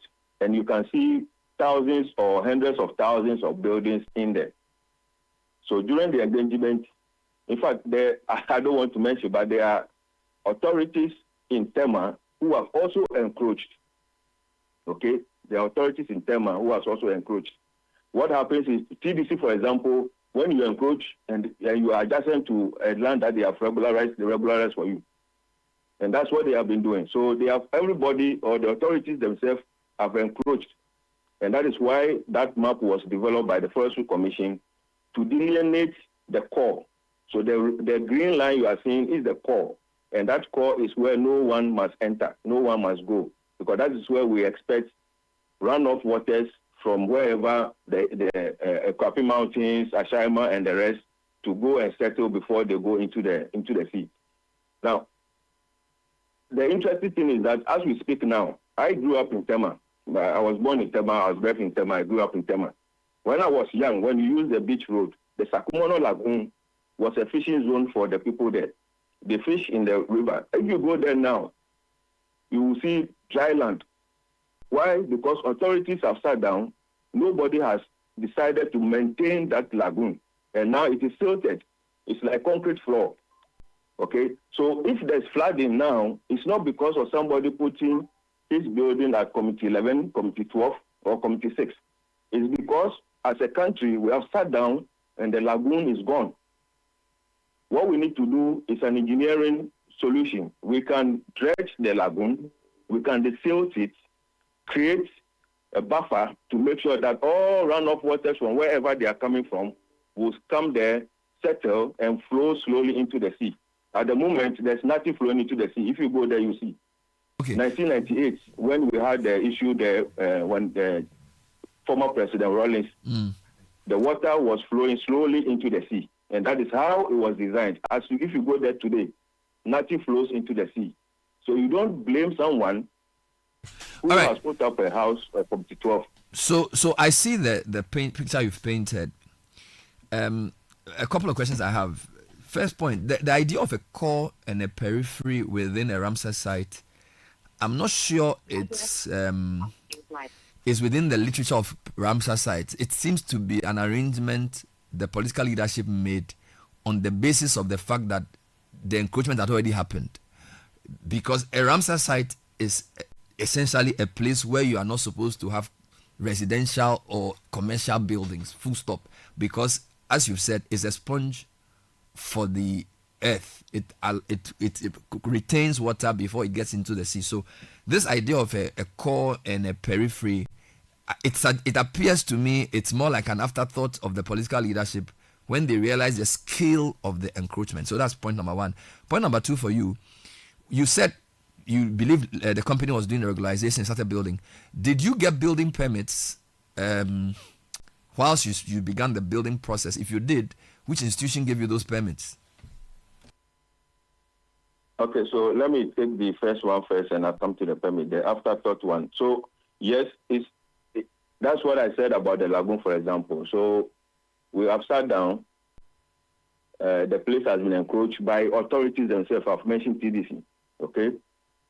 Now, if TDC have encroached and it's been regularized, Jinford has gone to forestry. They've given them a parcel. Why is that not going to be regularized? Why are you coming to break those houses? Are you going to break TDC's regularized homes as well? That's the first question I want to ask. So, yes, as we are in this situation at the moment, and as Kwabna said on one of the radio stations, times or modern days, you need modern solutions. You need engineering solutions. And engineering solutions, I know, Bernard, you've traveled to Dubai before. Dubai is claiming the sea and building cities in the sea. If you go to Netherlands, they are building within water and claiming water and building in it. So why can't we engineer the place? The streams, nobody is blocking the stream, okay, from Santor all the way to the Sakumono. Nobody has blocked it. All we need to do is to desilt, dredge, and make sure the water flows smoothly into the lagoon and it flows into the sea. And we have a good ecological system over there. Now, coming to the permits, so yes, some of us approach TMA, and officially they will not tell you anything. What they tell you is that you wait. We've given drawings, they say wait. We've approached TDC. I think I sent that one to you. I sent my application to the TDC. They received it. They told me, hold on, when government says we should regularize, we'll regularize for you and give you the permit. But it's Ghana we are, so sometimes you know how things happens in the country. But the point is that Forestry Commission is government. So if Forestry Commission release the land to Jinford, it is government releasing the land to Jinford. So government cannot now turn around and come and say where you are is not good, so I'm coming to demolish it. Jerry, whilst I sympathize with you, if SNIT gives me a land or Ministry of Education gives me a land or whatever, I still need to make sure the land is for the purpose for which they gave it to me. So the fact that and government is big, that's why they are different institutions. So the fact that Forestry Commission gave you the land or gave Gimford the land does not mean that is government, because there are different functions of government. That's number one. Number two, you have confirmed here that the permit process was also not complete. So there are two things that are not complete. The regularization was not completed by Gimford. Neither was the permit given by TMA or the development company. And yet you went ahead to build. So can we not say that you and your colleagues have brought this upon yourselves? Because the basic thing you need to develop, to put up a structure, and I've seen the structures you put up, some of them are almost complete. If the permitting is not done, you can't say this is Ghana we are. You clearly are not on all fours in terms of putting up a building in a place that is even contested. So it's like a double jeopardy, Jerry. I agree, Bernard. But what I'm saying is that if I did not see Forestry Commission releasing that land to Gimford, if Forestry Commission did not confirm that they have released that land to Gimford, as I said, I grew up in Tema. I played in Committee 11, Committee 12, Committee 6. Okay, I will not go in there. But if government has released the land, yes, we may have faulted not getting all the required permits from the Lands Commission, from the TMA, TDC, etc. But if government has released the land, they released it, and if you look at the indenture, when they were releasing it, they told Gimford to develop the land within 3 years or they will come for it. Okay? So Gimford also has to develop. If they don't develop within 3 years, the document says that Forestry Commission have the right to come and take the place. Okay? So yes, we might have fought, and that's why we are not saying we are going to fight the government. No, we cannot. Government is mighty. We cannot fight the government. We are just pleading to the presidency. We are pleading to President John Mahama to exercise some compassion. Okay? As we said, some of the houses people are living there. Some of them completed and people are living there. Some of them are about 80% complete. And these are investments that people's life sweats they put in. These are this construction that we have done. We have created or helped the growth of the economy of the country by buying building materials, by employing artisans, employing masons, employing architects. Yeah, we understand this, but Jerry, do not forget also that if people put up buildings in the wrong place and flood waters go to the wrong place, people may die. Indeed, people have died because of flooding. It has damaged families too. It caused all kinds of problems. So I understand that you've created jobs and put up a house, but I also need to see the side of the damage that building in the wrong place causes to all of us. It's not just to the people who build that. Everybody suffers.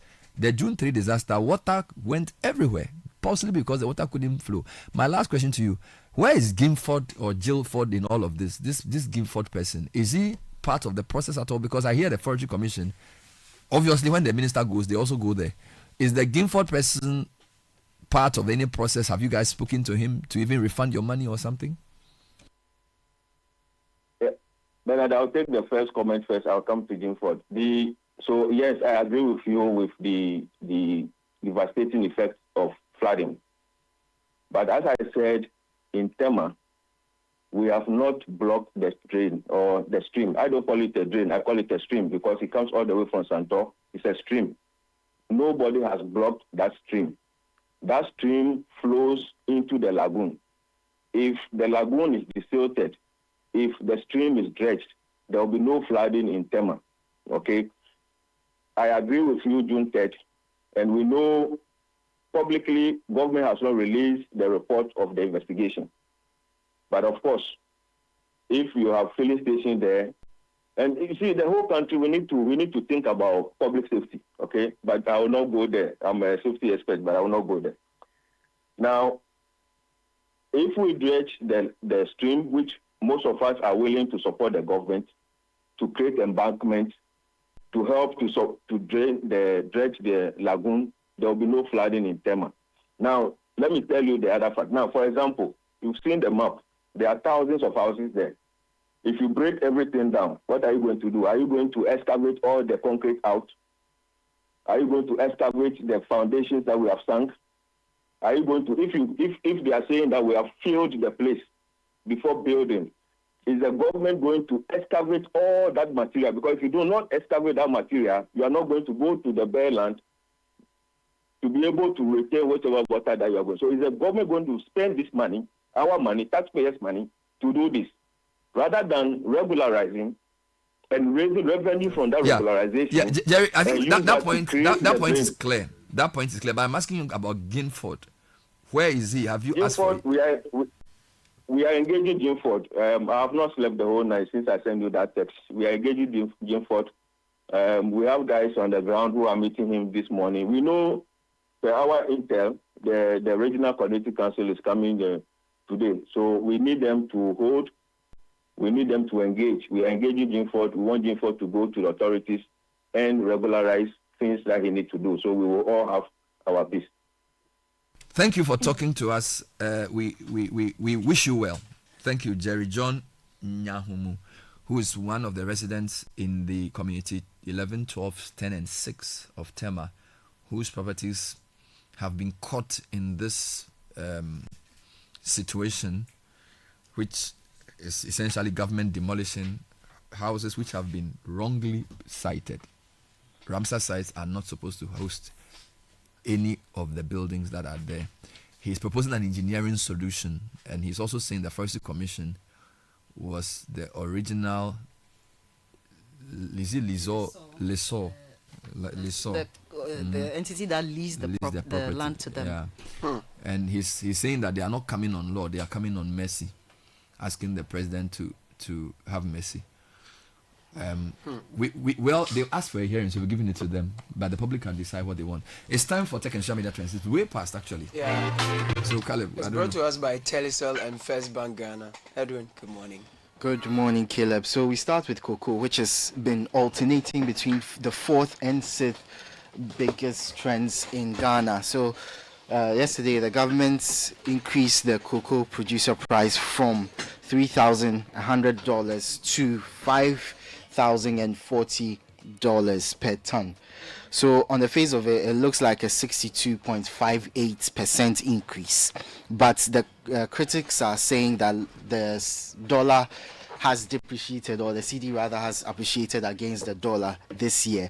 And last year, the dollar was trading around 14 cedis on average, and was 15.2 cedis at this time last year, and also peaked at just 16 cedis, and that was in October. So if you look at it today, currently at the current producer price, it's 52,927 cedis per ton. Last year, at the previous price, if you calculate it at 14 cedis, which was the average of the year, it's 43,400 cedis. If you calculate it at 15.2, which was the rates at this time last year, it's 47,120 cedis. And if you calculate it at the peak, which was 16.3 cedis, it's 50,530 cedis. So what people are saying is that even though the increase might seem large if you compare the dollar amounts, in fact, when you look at the CD rates from last year and to this year, the rate of increase is very negligible. So it doesn't help the cocoa farmers at all. The government is saying that obviously they've increased it. It's 62% increase. So I think they should be happy about what they've done.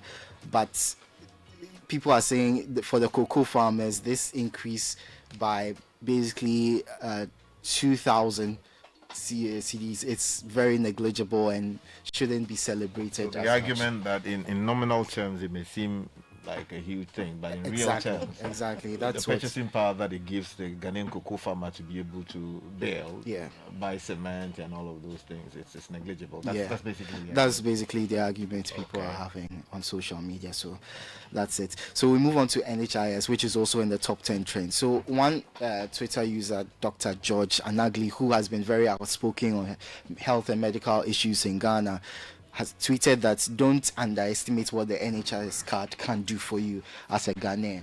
So the NHIS also tweeted or quoted that tweet and put out the list of things that the scheme covers and what the scheme doesn't cover. So people have also been saying, based on that tweet, that even when they go to the hospital with their NHIS card, the things that the scheme is supposed to cover, they are not. They are actually charged for those things, like the medicines, the eye tests, all of that. They are charged, even though the NHIS says those things are supposed to be covered by it. So people are sharing their stories. They are talking about the NHIS. The funding for the NHIS has also come up. So that's been a major conversation since the weekend started. Yeah, because I mean, the reality is, if you've ever taken a loved one to the hospital, some of these stories you live every single day.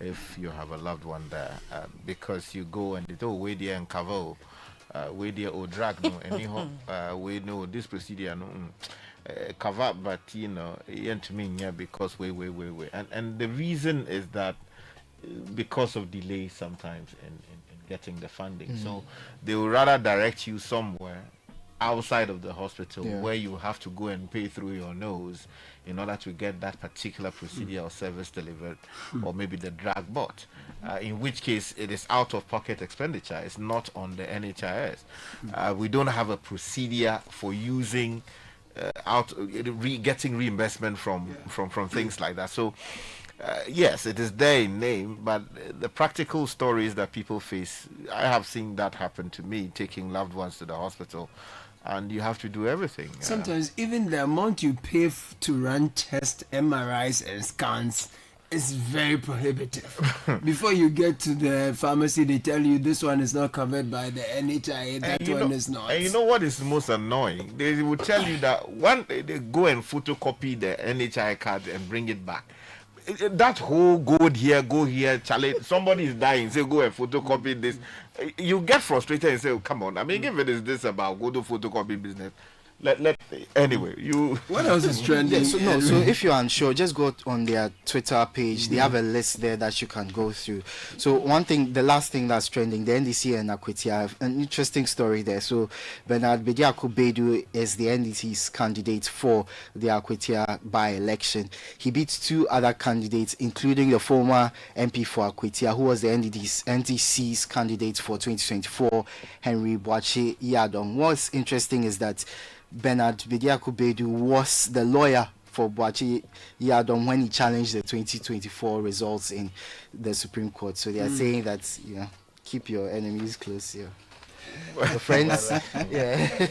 Well, so there are a number of issues there, but I mean the principal there is gone. Yeah. You know, so unfortunately expired, right? Yeah. No, I mean, okay, so he was not the lawyer for the departed.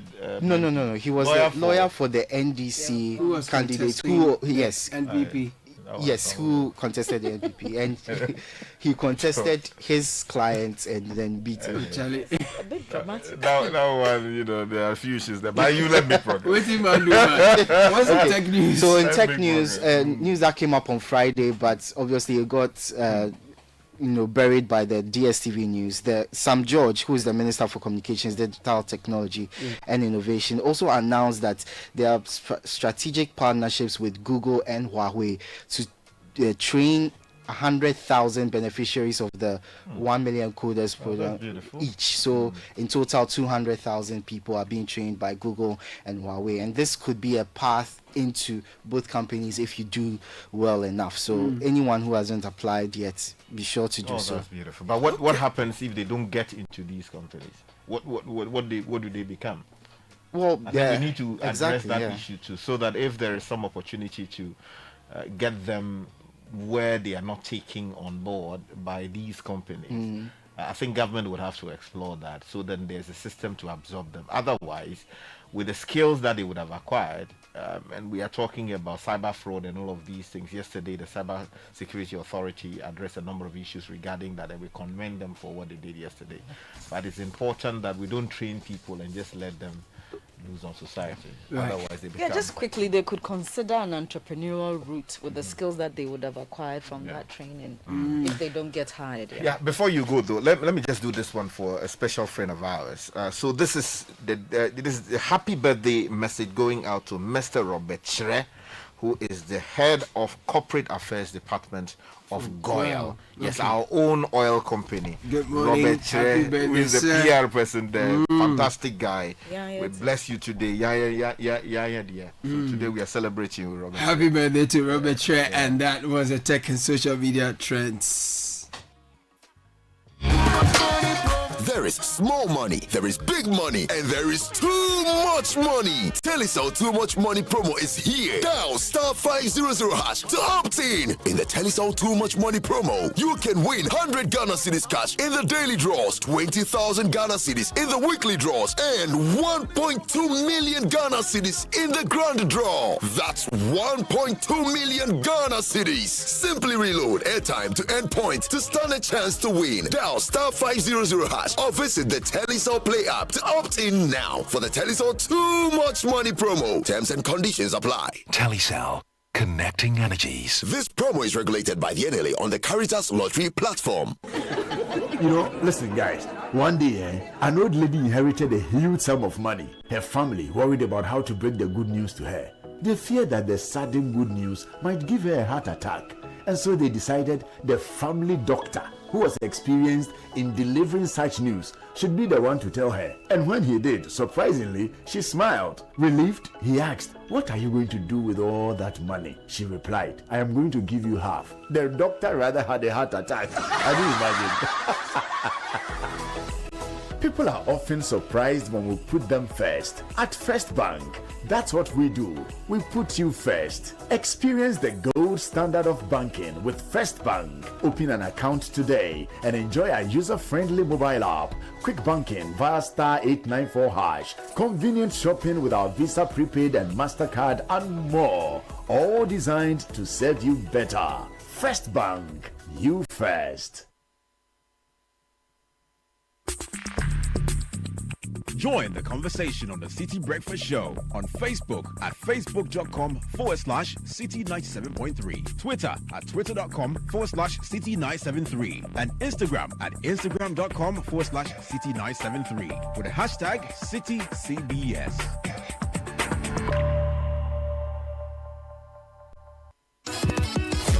The entries have been received and the marking has begun. Who makes it to the next round of the Literacy Challenge 2025? Randomly selected entries will be read on 97.3 City FM on Brunch in the City and the Traffic Avenue, and on Breakfast Daily on Channel 1 TV. Stay tuned to 97.3 City FM and Channel 1 TV to find out who makes it to level 2 of the Literacy Challenge on Monday, 4th August 2025. Level 2 Aptitude Test. The top 50 contestants from across Ghana to make it to the next round shall take part in a written aptitude test on Saturday, 9th August 2025 at 12 noon at the British Council, Accra.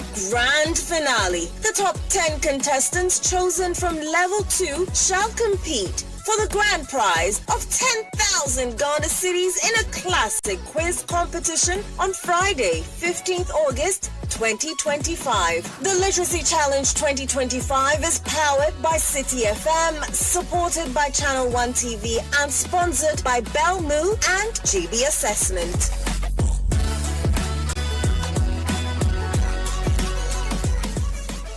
What does better life mean to you? Better life means going on a luxurious trip, paying the fees of my wards with ease, giving a befitting burial to my loved ones when death strikes unexpectedly. At Quality Life Assurance PLC, QLAC, we give you the better life because you deserve it. Apply for the Quality Investment Plan, Quality Group Welfare Protection, Micro Insurance Product, and Quality Funeral Support Plan. Call us today, 0556 589 662. QLAC. We inspire trust.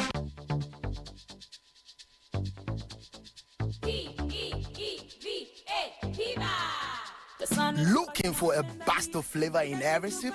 Discover the refreshing taste of Piva Beverages. Enjoy the classic Piva Cola flavor, perfect fit anytime. How about a fruity adventure? Try our delightful Piva orange fruit drink packed with recognized citrus flavor. Craving something exotic? Our Piva cocktail fruit drink brings the tropics to you. For a sweet and juicy treat, grab our grapefruit drink and don't miss out on the refreshing Piva Tangy fruit drink. Busting with tangy flavor. Piva Cola, Piva Orange, Piva Cocktail, Piva Grip, Piva Tangy. Grab yours today. Available now at your local store. Call us on 055 00 32231. Piva, a taste you love. This advert is FDA approved. P for Piva. Join the conversation on the City Breakfast Show on Facebook at facebook.com/City97.3, Twitter at twitter.com/City973, and Instagram at instagram.com/City973 with the hashtag CityCBS. The City Breakfast Show. Rise above the noise.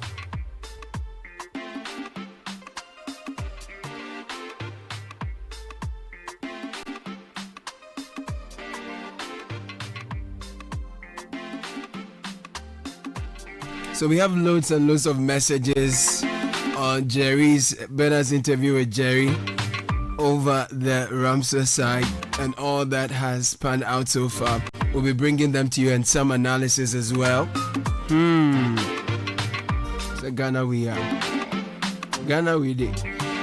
Before we get into the messages and the analysis, the University of Professional Studies Accra, in partnership with the Catholic University of Milan, Italy, and the E for Impact Foundation is inviting you to apply for the MBA in Impact Entrepreneurship and Innovation. Here's what you get: a dual globally recognized MBA Ghana and Italy, a hands-on practical learning experience, access to a business and investor network, a full week in Italy for networking, matchmaking, and mentorship with international experts and investors. If you're an entrepreneur, a startup founder, career-driven entrepreneur, or someone with a big idea, this is your moment. Send a WhatsApp now to Dr. Andrew Aiku, Program Coordinator, on 0244 760 425. Email aiku.andrew, Andrew with an S, at upsa.edu.gh. When Republic Bank says they are the one for you, they mean they are the one for you. That's why they've reduced their Citi mortgage interest rate even further to a new low in the 10s. That means you can afford to own your dream home or your next one for less. But don't wait, this offer is only available for a limited time. And if you already have a mortgage with your bank, you can switch to us, Republic Bank, and then you enjoy this exciting deal. Visit any of our branches today. Send us an email, myhome@republicghana.com. Call us in Accra 0540 109 649. In Kumasi 0540 109 901. For more information, Republic Bank, we are the one for you. So many messages. Yes, so this one says the law is the law. The law is the law. Built houses on the land when it has not been regularized. So John 2 has done something in this country. Well, let's not speak dead, evil of the dead. No, I think no he's wonder trying to he speak took to what they are saying. Yeah, talk with double. You say what you say. So no, let's not speak of the dead. He's not here to defend himself. This one said, "Good morning, Bernard. Did you notice the hesitation in responding to the question if they regularized the land in question with the Lands Commission? Yeah. They knew it was wrong, but they went on to develop the land anyway. Sad, but that is Ghana for you, impunity." And this one is coming in from George inside Spintex, who said, "Bernard, can we just erect a wall or something similar around this Ramsar site to protect it?" Well, that's a question that you are sending in. Well, if you erect a wall, then how are you going to allow water to go in there in the first place? The idea is to allow it to be there, fallow, and then, water will come in and settle there as and when necessary. This one says, "Good morning, Bernard. One of the reasons why the person who got the lease from the Forestry Commission could be that the zoning comments from the Municipal Assembly wasn't favorable, or were not favorable. You say comments, so it should be were not favorable. Also, developers didn't check the zoning status of the area from the Assembly." It's coming in from Yofi, who is listening to us in Jolu. And this one says, "Good morning, Bernard and team. Sorry for their houses, the fact that their houses will be demolished. What I will say is this: one, The place was or is a Ramsar site. Which one is a rampart? Yeah, look. This one it's says. a typo. Okay. 2, you don't buy land from a company who claims they are in ownership of the said land. 3, have you consulted the chief of the area? 4, for so many years, that land was there without development. A government came to power, and within 2 years, the land was declared fit for development. You have to wait before developing the land. This is my contribution. Comes without a name. This one says, good morning, team. All I will say is that Ghanaians are naturally... Oh, I won't read the rest. They should just sue those who perpetrated this illegality. That's some generalization that I do not accept. This one coming in from Adam in Hacho says that, Bernard, good morning. The gentleman and his argument on the Ramsar side, the things don't make sense. He's asking why, when he should be providing answers, how do you go ahead when the company didn't regularize their title to the land? And he dodged the question about the permits. C, we are building a country and there's no time for pity party. Edem is sending that one from Hachi. Jerry is having no sympathies at all. Charlie. This one says, Bernard, the lagoon situation he's talking about is deliberate. He's spot on. From 2015, we have been telling the authorities it is getting dry and filled with weeds. We have been ignored by the authorities. Now they will happily give somebody a contract with millions of cedis to fix a deliberately created problem. Create, loot, and share. The Aboboya people too have also started dumping refuse in the area near the Sakumano village. It is terrible. There is this very balanced one, which also came in much earlier. Let me read that. It came in without a name, and it's a rather long one, but I'll read it anyway. So this one says, good morning, Bernard. Okay. This issue is bad. Since it's quite long, please consider it as an engineer. Yeah, I think it must have come from I don't know, most likely. Okay. So since it's a long one, let me engage him briefly, and then we'll come back to the studio. Thank you. Good morning, Engineer Kosidede. Thank you for joining us. Thank you very much, Caleb. Great. I believe you've been following our conversation about the Ramsar site and the petition from some individuals who've put up their property within some zone of same and are appealing to the president for some clemency. First, your initial comments. Yes, I've been following the discussion closely, and I sympathize with the gentlemen and persons who have built and are being threatened and under threat at the moment. But like some persons have already indicated, clearly the issue of not receiving a permit is not proper. And all of us as citizens need to begin to learn from some of these things. I worry that sometimes we tend to think that we have violated the law, but somebody must have pity on us, and then it continues in that manner. And therefore, the development of the country in terms of infrastructure becomes a patchwork where things don't work out properly for us. So I think that as citizens, we need to understand that everything is connected so that we begin to look at the bigger picture than just our own selfish interest. Because if we do that, then the cost of development becomes too great for everybody. Because I heard a gentleman, Jerry, talking about an engineering solution to what's happening now. Yes, an engineering solution, but at whose cost? So these are the things that we need to look at. And I think that our district assemblies need to set up. And if there are any persons who are officially implicated in this, they need to be dealt with. That is how we ensure that systems work. Because who are the forestry commissions were involved in this thing? I think that when we simply go and demolish buildings without holding persons who may have encouraged people to build in there responsible, I don't think we do ourselves a good thing, because then others continue to do it. So I think that beyond demolishing the buildings, we must go after anyone who has a signature on any of those documents to say that the land was sold. Then the developer who also acquired the land, purportedly acquired the land and sold it to them, must also be held accountable, so that these people just don't suffer and then it's left at that end.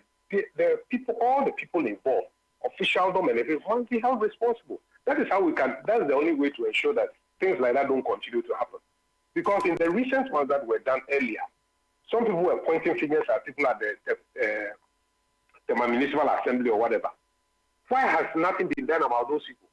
And if clearly you can show documents that some people said encouraged you or did this, we must hold them accountable, because people shouldn't sit at the end municipal assemblies and be doing the wrong things, and then the whole country is made to pay for it.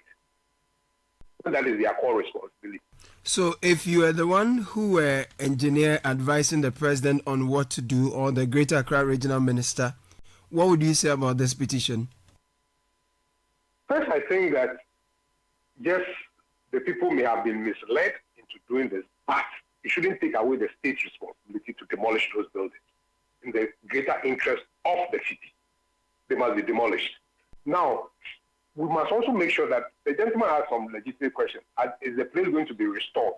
Are we simply going to demolish and move away and then possibly turn around and sell it to other people? Or we are going to restore the land? So yes, there must be restoration. Then we must also look at the bigger picture of how do we ensure that state institutions who are responsible for managing our lands do not go around and sell these lands to people without due process. Under what system did the Forestry Commission determine that he had to sell that land in the first place? So why is it that even the Lands Commission couldn't regularize it? So I think that, again, we must punish people. It's important. We shouldn't run away from that. We must also realize that, yes, engineering solutions are possible, but engineering solutions must be at the lowest cost to ensure benefits to the larger society. So we shouldn't simply say that, oh, if we do this, there's an engineering solution, so somebody must pay for it and then it will be corrected. No. Engineering solutions must be at the least cost to the public, so that we don't go spending our money just because a few people have misconducted themselves, and then we all of us go and spend millions of dollars to create a certain solution for them. No, we shouldn't do that. So if I were advising the regional minister, yes, demolition must go ahead, but people must be held accountable, and restoration must be done. Good. Now, listening to Jerry, he said he's a safety expert, and he articulates his points very eloquently and makes a lot of people even more disappointed that he should have known better. But besides people like Jerry, there are many who may be in the informal sector, who are just artisans, who are just breaking their fingers and you know saving the little they have to put up such structures that to have a roof over their heads. And not just in Accra, across the country we see people continually building in water areas or Ramsar sites, sometimes because they then are cheaper, right? So what can we do so that more people, especially unsuspecting ones, don't get to build in areas that are reserves? Okay, so largely in Ghana, as I see, every single stretch of land is under some municipal authority. Every piece of land is under some municipal authority. So what are the municipal authorities doing when they see people putting up structures? So first and foremost, we need to ensure that the municipal authorities are working. We must hold them accountable. You see, unfortunately, over the years, we have been appointing people, putting round pegs in square holes. We need to ensure that people who are appointed as MMDC know their job and are held accountable. It shouldn't just be a reward for being a member of a party. We need to begin to hold them accountable, because they are largely responsible for managing our cities and towns and villages. They must go around, they must ensure that people don't build where they are. So the education must begin at the municipal assembly. What are assemblymen doing? Assemblymen have also just become hangers on. They must be looking out and say, hey, somebody is putting up a structure in my community. Somebody is doing this, and report that to the assembly. And then the assembly must come to office and say, hey, you can't put up a building here.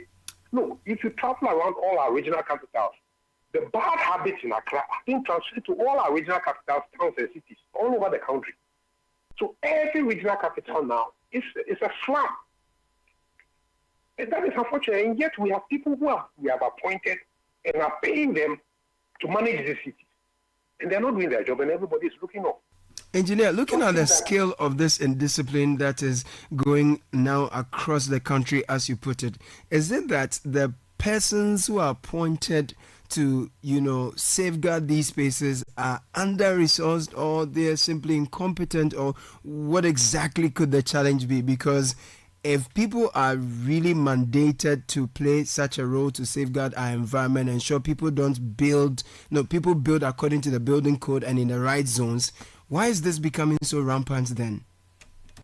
No, I hear the excuse of we are under-resourced, and I think that is a lame excuse. It's completely lame. Look, what does it take to do public education?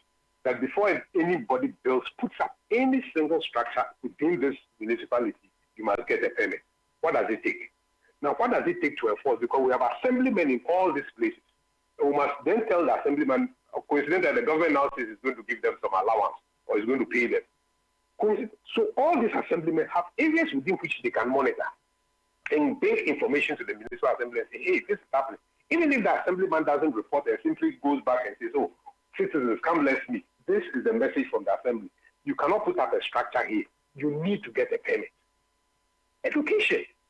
So for me, the lame excuse that, oh, we don't have resources, it's not tenable. At the time, some of the corporates are powerful persons, either in positions of power, who have the ability to, as it were, change the fortunes of the people who are supposed to be implementing this. So perhaps then there's that reality also, Yes, so that is why it is important that we must begin the process with transparency. One, if you have a municipal assembly, first and foremost, that municipal assembly needs to be there must be a layout for that place, where we can then say that, look, these places are for housing, these places are for industries, these places are for hospitals, blah, blah, blah. We need to lay out that. If we don't plan spaces, we cannot develop properly. So first and foremost, the major responsibility of the assembly is to demarcate the areas generally, so that even if the person is a big man and is trying to violate that rule, everybody will see clearly that this man is trying to violate that rule, and therefore you can get support. But when everything is done in secrecy, nobody knows what the zoning plan is. Nobody knows where they can put up houses and where they cannot put up houses, which are the areas that are conservation.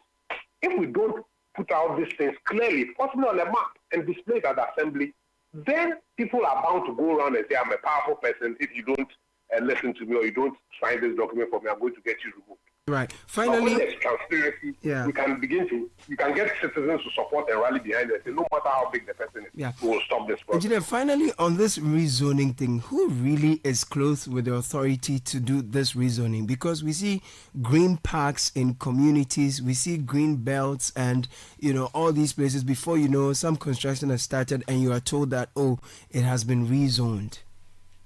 We've seen that with the Achimota Forest. We've seen it now. It's cutting across Ramsar sites. We're told some part has been rezoned. And it's going on and on to green belts, green spaces. We're losing all of that. Who is clothed with the power to actually declare that an area or a parcel of land has been rezoned? I'm not too sure who has that authority, but I don't think that whoever is clothed with that authority can do it without the consent of the municipal authority. Because wherever you touch belongs to a municipal authority. So there needs to be that level of communication. And you see, we just don't rezone places at the flip of a hand. It needs integral planning. Because, like I said, everything is connected. If today we go and build a cathedral where we're going to build that cathedral, the runoff water, where is it going? Nobody is talking about that. Because it affects, look, our main ceremonial street, the Independence Avenue, it gets flooded with every single rain. Why should that be happening? Because we are paving every space in Accra. And yet we have city authorities who are looking on. And we have a new regulation which does not allow the covering of every space. But we are doing that. So clearly, our municipal assemblies are the major source of concern in all these issues of development. They need to sit up. And government upon government have sat down and looked at it. And it's just become a reward for friends and political activists. Engineer Kosidi, well, thank you for sharing your thoughts with us on the City Breakfast Show this morning. Great. So there are many comments, so many, and I would really, allow us to bring in more of that so people can really feel the sentiments of our listeners this morning. And some have already sent us voice notes. You can share yours as well. 0549 986 996. More messages. Yes. So maybe shall I read what you were going to do? Yes. So this message, and I agree that we should read this message. Good morning, Bernard. This issue is sad. What I've listened to may not be the full story. I live in Tema Community 10, and I've been worried about the development in these Ramsar sites for a long time. Let's put a few other issues in perspective. One, we have to start examining how public servants take instructions from politicians. Yes. When Sir John started this issue, many of us brought this up. So let's ask why the staff of the Wildlife Department took instructions when they knew it was wrong. 2. By statute, Ramsar sites fall under wildlife enclaves. You are right, no settlement is allowed within Ramsar sites. Brilliant question about the building permit. I would like the whole world to know who issued it. 3. The development of that part of the Ramsar sites constricts the flow of stormwater from Ashiaman and areas to the north of Tema and Sakumono. If we allow the development to continue, it will aggravate flooding. 4. The technical competence of the site is a huge problem. The foundations would always be a challenge, and the buildings in future may develop cracks. The septic tanks may also have functioning problems, poor soakaways, contamination of water bodies, affecting aquatic life, etc. I have refused to design for 2 clients who tried to commission us to do a project in those enclaves. It is sad, but it is what it is. They should stay away from that enclave. And another message says the Forestry Commission has no authority to release land to anyone, ending with an exclamation mark. The mandate of the Forestry Commission is to manage the forest and wildlife resources. That's another. Yes, so just a quick comment on the earlier point in the message. He wanted to know who issued the permits. Well, the fact is, according to the gentleman himself, they contacted the local authorities in Tema, but they said that they should wait because they had not finished regularizing their interest in the land. And while at it, so they did. So the point is that they built without the requisite permit. It says Ghana we are. Yeah, instead that way, majority of the time people are. They built and hope to regularize it later. Anyway, let's read more comments. Good morning, Citi. Sorry for those who got caught up in this mess. But my biggest problem is the government. After demolishing the buildings, what happens to them? I remember with heartburns when circle demolition was carried out. My family lost everything. And what is happening now? Different people are using the place. This one says, Bernard, the team, even though I sympathize with the builders there, I think this kind of mindset is what's dragging this country from moving forward. How can you start your building without permits from the requisite authorities? This one says, Bernard, good morning. People do these things and don't care what happens. What is wrong is wrong.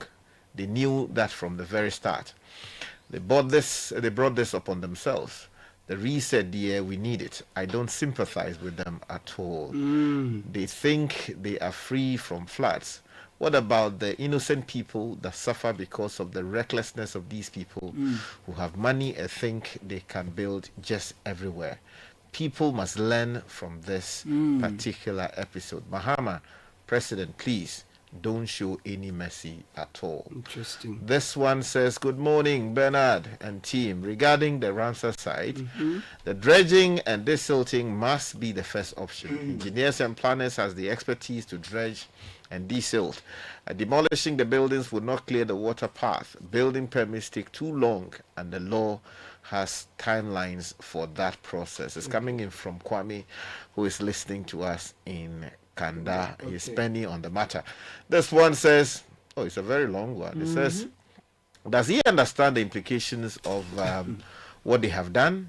You don't have a permit to build houses on that land, yet you try to justify it by claiming it's an investment into the economy. It's created jobs For artisans. Yes. The same thing is happening around the atomic energy area, where people are filling the wetlands with sand piled as high as the BNI wall. Very soon, no vehicle will be able to move when it rains. The Ga East District Assembly and the Regional Coordinating Council are silent. They're not talking. Not far from this construction crime scene is the police FPU unit. And yet, nothing is being done to stop this unlawful act. Many state officials use the road and have seen what is happening, but nothing is being done. Are we waiting for a disaster to strike before we act? Our city authorities need to sit up. This one is from Ni in Bachona, which says, "Good morning, Team City. I trust you are all doing well." Yes, we are. Ramsar sites are not supposed to be a living area for human beings. It is not about the stream flowing into the sea. It's about a holding area for floods and where birds and other animals come to breed, you mean. Now, Ghanaians always want to work from answer to problems and not the other way around. The demolition exercise there, it must happen and must be sustained. The brood was actually correct. Oh, okay. It's a term for birds hatching and all that kind of things. Okay. How is it different from breeding? So brood basically here, for example, is a family of birds or other young animals produced at one hatching or birth. So a brood of it's like chicks, they sit, the mother hens sit on the eggs to facilitate their eventual hatching. Yeah. And then find the meaning of breeding for us so that. So it's just the same, but for the birds, brooding is the expression used. Okay. Hi, Bernard. That's a beautiful one.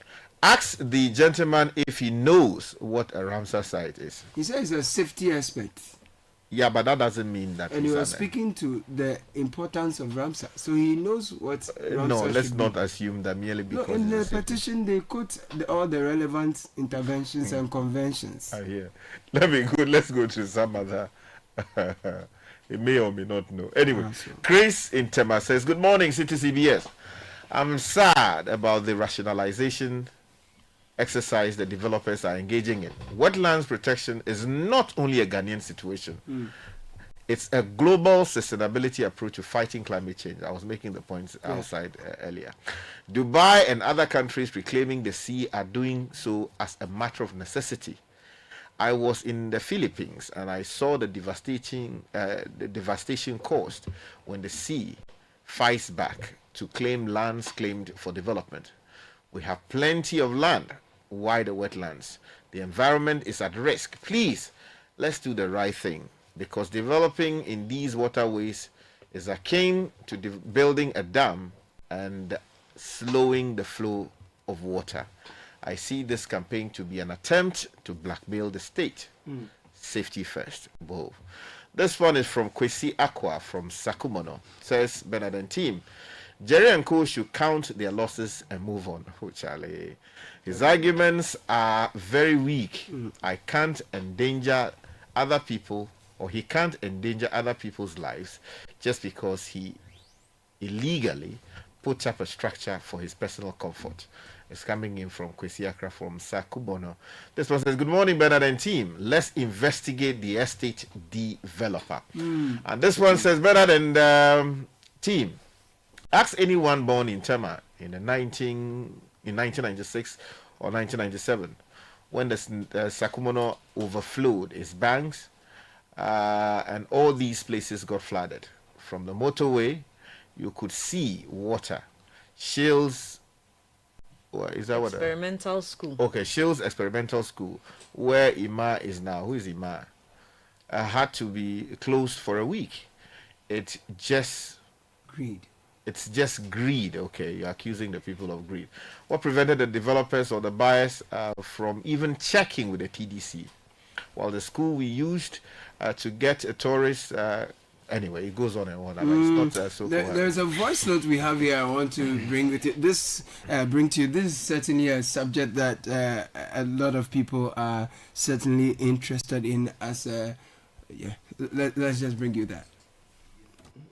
The Bernard, you see, the examples he is giving of Dubai and the Netherlands, there were concerted efforts of the various authorities and bodies in the government. So they were properly planned.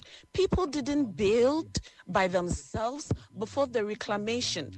Because, yes, and when he says it is Ghana weird, that is why somehow, if you know, and Bernard, you know personally what happened to my family and I, and it is because there's a backlog of blockages in the communities around that area, and some of us have lost our homes completely to floods. So it's really sad. It's extremely sad listening to him. Yes, I empathize with him and his friends and the people there that they've made a lot of investments, probably from their life savings. But seriously, those examples he gives, he should go and compare properly. These people work concertedly at the highest level with the best engineering practices before anybody goes to do individual developments. We don't allow people to do individual developments in such areas, affect others in the community, and sit and say that engineering solutions can solve that. It's already gone past that stage. And I'm very sad because it's like, yeah, like you say, in Ghana we are. So when they say no, then you just go ahead and do it. It's really sad, Bernard. I'm sorry, but no. At some point, something has to give. Thank you.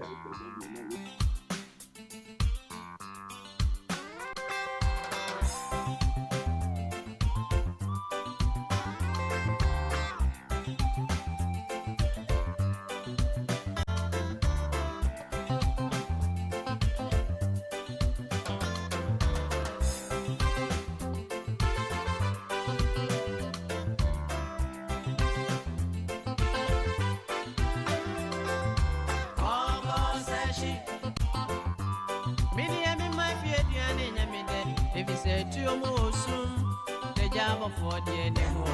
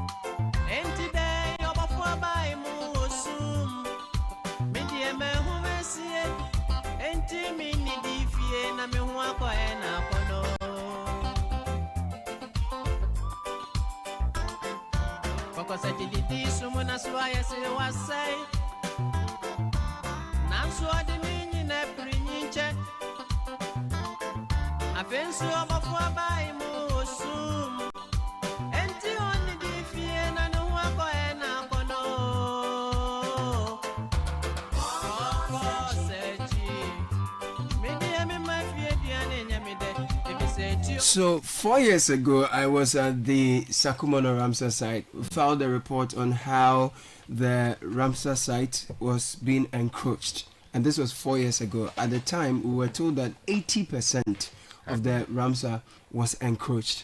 Interestingly, in recent times that the Greater Accra Regional Minister has been leading the demolition exercise, the gentleman who gave me the interview and said 80% of the Ramsar was encroached was one of the people accused by the residents of facilitating their, acquisition of the lands and all of that. But let me bring you back this report we filed 4 years ago on the Sakumo Ramsar site. With the growing water crisis across the globe, wetlands remain a holder of billions of gallons of water for our use. Not only humans, but endangered tree species like mangroves, birds and other animals depend on this delicate ecological setup for survival. However, wetlands have become a premium turf.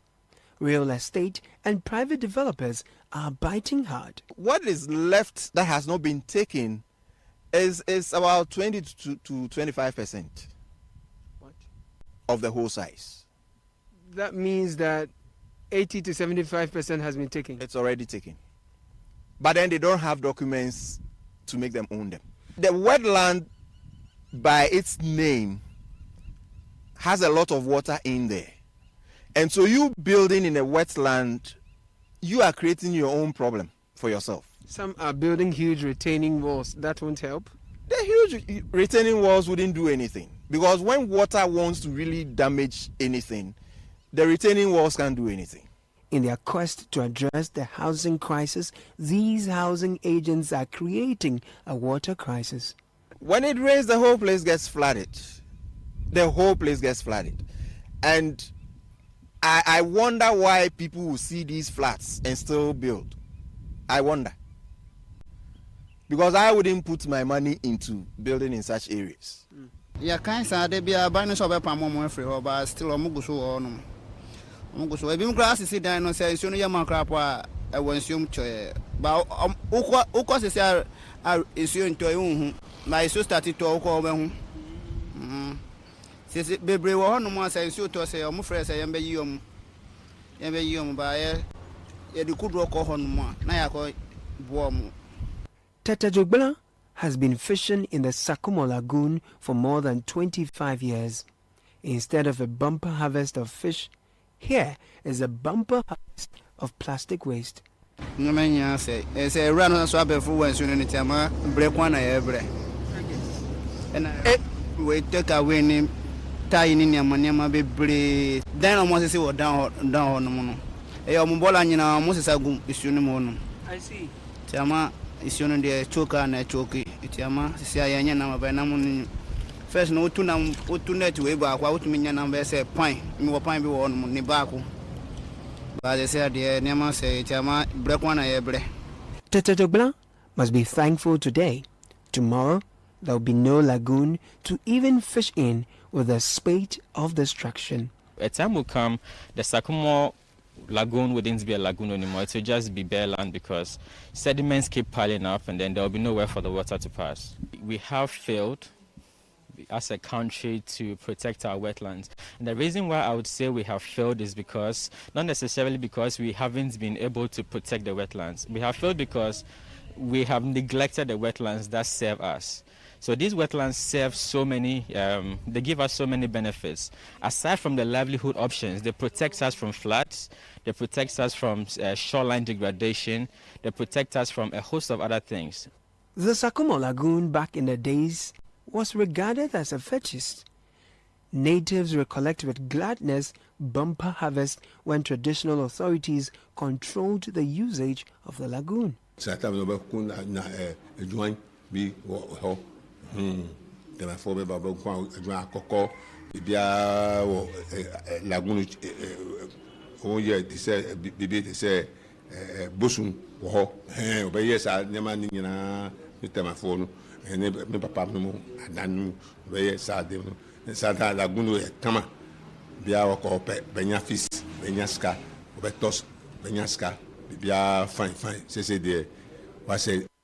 How then did mega houses emerge in place of bountiful harvests in a wetland?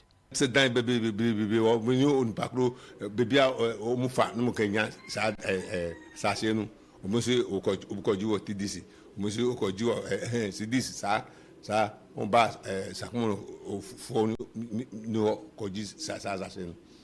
Tema Development Corporation will fight back this allegation. With all due respect, you cannot sell what you don't have. And just as I've always maintained, from here, after this interview, you can go to the Ramsar. Ask anybody who owns any land over there whether TDC has transacted any business with them. Nobody can give you any documentation. But now is not the time to trade accusations. Enough damage has been done. Environmental Civil Society, Arocha Ghana, is calling on all to fight the common enemy together instead of fighting each other. The current challenges we face in areas like Sakumono is not something that can be glossed over.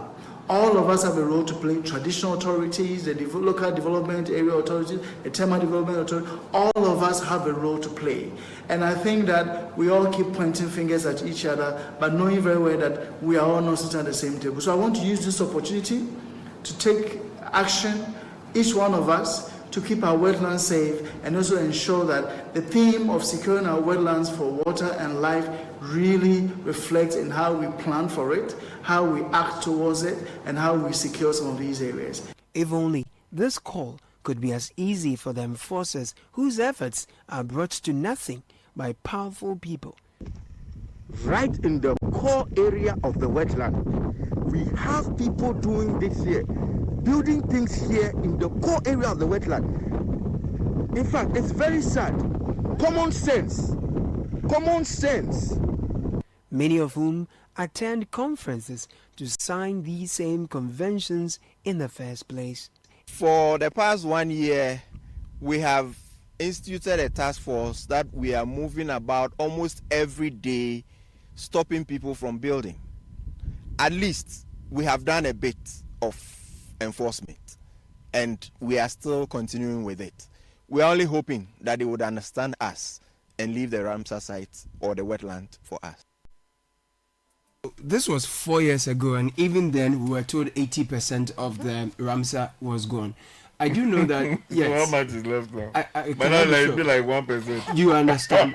And I get that usually our political leaders, you know, when there is pressure from people, or people are doing all the emotional things, sometimes they back off, sometimes they stay back. And I like the fact that the regional minister is doing this and seems to have the support of the appointing authority. We have to take the very hard decisions. If you have a sore, you are diabetic, and you are not treating it, your leg would have to be amputated. It's gotten to that serious level. We need clinical solutions to this, and we can't treat this with kids' gloves. You see, I think the point is what the lady whose voice clip we played. Yes. Yes. She made the point very brilliantly. Look, she sounded like Shamima though, yeah, but she's not. Just okay. for the record, yeah. I must say that I sympathize with the folks who have their houses facing possible demolition, because yes, they invested their toil and over the years they pumped so much money in there, hoping that they will have a place to live. But if you look at the fundamentals of what they have told us, then the cracks in their case gets exposed in such a way that it is difficult to actually pitch that as something that the presidency should be listening to. Look, the fact is that we're trying to build a country, and that requires that things be done in a certain way. We ourselves have passed laws that demand that if you want to buy a property, there are specific things you must do. Yeah. Right? First of all, you identify the property. Who owns the property? To establish the root of title. When you finish identifying the property, who owns it, what kind of ownership we are talking about there, then you also have to look at possibly what zonal issues are in play there. Is it for a residential purpose or industrial purpose? Can you go and build a house there and live in? Those are questions that you have to get answers to. Yeah, you get that from LUSPA and the local assembly. The Land Use and Spatial Planning Authority, formerly Town and Country Plan. Exactly. You do all of that. Then there are questions of whether you need proper guidance on how to acquire the property in question. You go to a lawyer. That is where lawyers come in and advise you on whether the property you want to buy should actually be one you should be buying. Because first of all, there are at least 5 types of ownership. You have family ownership of land, you have government ownership of land, you have vested lands, and you have stool lands, and then you have individual lands, private lands, which are lands owned by companies or maybe an individual. Now, how all of these lands or individual lands should be alienated, in other words, how they can be sold, there are rules around them. Because if the land belongs to, what's the name of your family? What do you call it? Family. The Kuda family in Agozuma. Yes. You Caleb Kuda, cannot get up and sell that land, because the requirement of the law is that principal members of the family must take that decision in line with what the law says you must do. You understand? So the top man, the family head, together with his principals, will have to sit down and say, okay, this land, we want to sell it so that we can pay Caleb Kuda's, school fees. You understand? And then that agreement will be had before a decision is made. But you go and see somebody else who is not a principal member of the family. He is not the head of the head of the family. And then you say you have agreement with the person to buy the land. Yeah. In this particular case, the suggestion is that the Forestry Commission, I don't know whether it's true or false, but the suggestion is that the allegation is that they sort of lease the land out to this company to do something on the land. The details of what specifically the company was to do, if on the face of the document, which is supposed to be the lease agreement, you don't see expressly what they are supposed to do, but it says some development has got to happen. And it's stated in there that within 3 years, if they are unable to carry out development, then some other things kick in. But for some reason, then they decided that they were going to sublease the parcel of land in question to these individuals. Again, if you read the document, there are express provisions there that you cannot, sublease the said land, blah, blah, blah. And in cases where you want to do that, of course, you have to go back to the lessor. Now, the question is whether all of these things were done. And then also, as I was saying, if you acquire a parcel of land, or before you even acquire, you need to meet all the requirements of law. Have you gone to check, as I said, due diligence, all of those things? And then you now go to the registry. So that's free public education Yes. on how to acquire land, Exactly. so that you don't end up in the shoes of Jerry as we are seeing this morning. Go to the land registry, find out all the information. Has this thing been registered? Does it have any encumbrances? So are people fighting over the land? Claims, exactly. All of these things, you have to do it, not by yourself. Get someone with the requisite educated knowledge to actually do it. So that is where lawyers come in. But people don't want to. They say, "Oh, lawyers, their fees are so and so and so and so," and then they push us to the back. I have to say that I agree with Sky as he spelled out the due diligence that you should do, and in this case, the individuals should have done to avoid where they find themselves. But for me, 3 conclusions can be made from today's discussion, and the first thing, unfortunate as it may be, the demolition must happen. We've come to understand that there was a number of unlawful construction happening in there. So the demolition must happen. We sympathize with those who put in investments and would be losing those investments. A key thing is the reclamation of the lands. Several of the people sending messages made the point that beyond the demolition, the land must be reclaimed, because we need to preserve that wetland. And the second thing will be that the post-demolition and also reclamation, this is about... no, this is a text that stood out for me. Somebody said they were they used to have some property at Circle, and there was a demolition, and they left only for other people to be replaced. And these signal some kind of political interest. But if the demolition is going to happen, it should happen for the right purpose, to reclaim the land and not to replace the encroachers with new encroachers. Exactly. and the third thing will be the allegations coming up against public officials. I think was it last month that there was an earlier demolition. There were some accusations against some public officials for their complicity in the unlawful sale of these lands, and also I will add their negligence in how these properties were put up at these at this Ramsar site where they are not supposed to be. So an investigation into the possible complicity and negligence of public officials, and prosecution, if possible. I want to urge the government to go and save the situation, and they shouldn't renege on their plans. We've seen in times past where efforts were made to take away such structures, but eventually it got halted because of political pressure. Exactly. As much as people like Jerry are complaining about their structures, their investment, there are others too, like the voice we played to you, who have suffered. So here's a message, right? Says, someone tried to sell us a plot in that area in 2018. This is the Ramsar. I knew nothing about the area. We checked it. We were advised against it. We backed off. Someone has a building on that plot as we speak. We hate ourselves and cry government. I'm so up with this because we lost everything, Caleb. Everything to the floods in May 2024. Cars, house, personal effects, and most painfully, our libraries. When we allow a few individuals to build on waterways, wetlands, green belts, green spaces, highlands, like we're seeing on the Bree Mountains, later on, many other innocent, citizens who have built at the right places will pay the price for it, and that's not fair. That's not proper. So the lady whose voice you played, she made the point. She's the one whose message I just read about how flooding, they lost everything to floods. So she made the point about the impact of the encroachment on this Ramsar site affecting innocent citizens, those who put up their structures lawfully.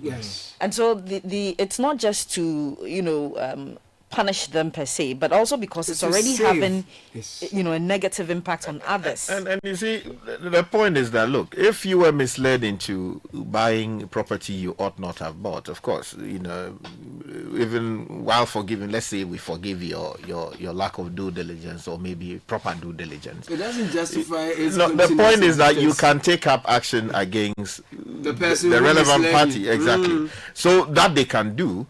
But I think the principle must be established that this idea of blackmailing governments into backing of exercises that will save all of us, we should speak against it. Sure. Because look, I've seen at first hand damage that can be done by water, flood waters to people's livelihoods, homes, things that they have acquired over several years. You understand? Of course, if you go to the Volta region and you saw what happened to people's homes, not because they built in the just wrong places necessarily. Spillage, right? Exactly. You will come to and look at the state itself could not even deal with the scale of humanitarian crisis we have had to deal with. We had to fall on, benevolent citizens to come and support us to be able to carry out, some meaningful relief exercise to support the people. So, yes, while I sympathize with the difficulties that they will face here and there, I think the bigger point has got to be made that the overriding public interest duty that the government has clearly points to a direction where the demolition exercise must happen. It must happen not because we are talking about core area. These core business that they normally they use it. The periphery. They use it basically to pepper over the cracks and then also allow some people to stay. The point is that place, if we don't take care and it is occupied, the whole of Accra could submerge someday soon. Yes. And we are also building anyhow on the highlands. The hills. Just this morning, I've received a number of messages, including one from the atomic area. Yes. So videos have come in. So Gayek, right? Exactly. That people are filling the place. And they are building. Yes. Which assembly is responsible? And this is not in any obscure place. It's by the roadside, in the full glare of everybody, including the assembly. Yes. The question is, which assembly? You say Guy East. Yes, it is Guy East. Well, so they should be giving us explanations as to whether what is happening there is lawful, whether they have done some proper research and consultation with the community people, and the relevant authorities have agreed that some modification be done, or that the land be used for some other purpose. Because we will not be sitting here people who have lawfully acquired their homes, who have lawfully put up their property, their houses will be submerged just because it's rained for a few hours in Accra. It is an important call, and the president must be supported. The regional minister must be supported to the extent that they are acting lawfully within their lawful mandate. It is important that these things be done so that they can protect all of us. So it's not just the Sakumo Ramsar. We have the Pambros wetland as well. And then there are other wetlands within the city. If you go to the old Ashoman area, within Ga East, if you travel from Pantine Village going towards Abokobi, there's a wetland there. People are filling it. They are clearing the mangrove, they are clearing the date palms, they are clearing the reefs, and they are building. And the funny thing is, no matter how much you fill these water bodies, even when you build your structures, and usually they will tile the whole thing as if the water can penetrate or permeate the water the will blocks. always find its own level. It will always come its way, but we are pleading with the municipal assemblies. Ga East, you've come up strongly, and then the Pambros area is also one where people are really encroaching on, as well as the Ramsar, at least here in Accra.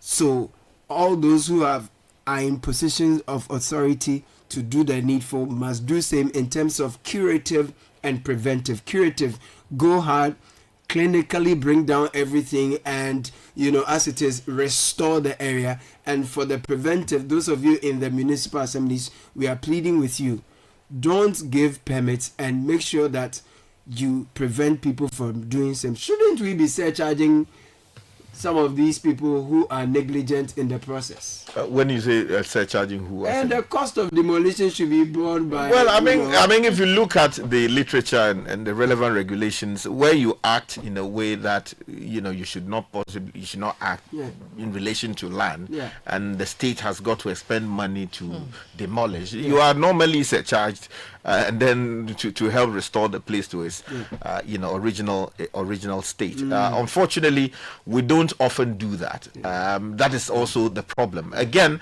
where there is criminal liability, prosecutions ideally should happen. But again, my that is where I okay. So we'll take a quick break, because I mean in principle that would amount to some double jeopardy. I'm talking about the authorities, those in the offices who look of course. No, so you see, in this case, I would say that there should be a fact-finding committee established, which will listen to the people who have one thing or the other to do with the land, including people who bought, the people who sold, the officers involved. Everyone connected to same.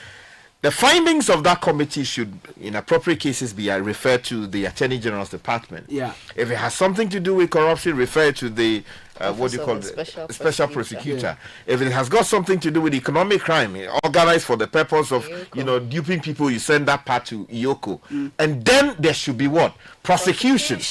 Those who have to be removed from office would have to be removed from office. Then we bring sanity into the space. Sharp. We'll take a very quick break. There's so much more to discuss on this particular matter and others. So stay with us. We'll be right back. This is the City Breakfast Show, the city's biggest conversation. Enhance your business operations with the HP Color LaserJet Pro 3203DW printer. You can print, copy, and scan up to 25 pages per minute with high-quality mobile scans or customizable shortcuts in the HP Smart app that delivers effortless use from wherever you work, so you can focus on growing your business. Take advantage of its Wi-Fi direct printing and intuitive touchscreen, which are both designed to simplify your day. With the HP Color LaserJet Pro 3203DW printer, experience fast and easy setup and improved overall printing efficiency with a 40,000 page duty cycle. Built to keep you and your business secure and moving forward with embedded security that is pre-configured out of the box to detect and stop attacks. The HP Color LaserJet Pro 3203DW printer is available at all Kampu Ghana stores. Call 0302-752-020 or visit the nearest Kampu Ghana store to you for more information. If you know these sounds, you didn't just live through the 90s. You lived the experience. Back then, connection took minutes. Today, it takes a blink.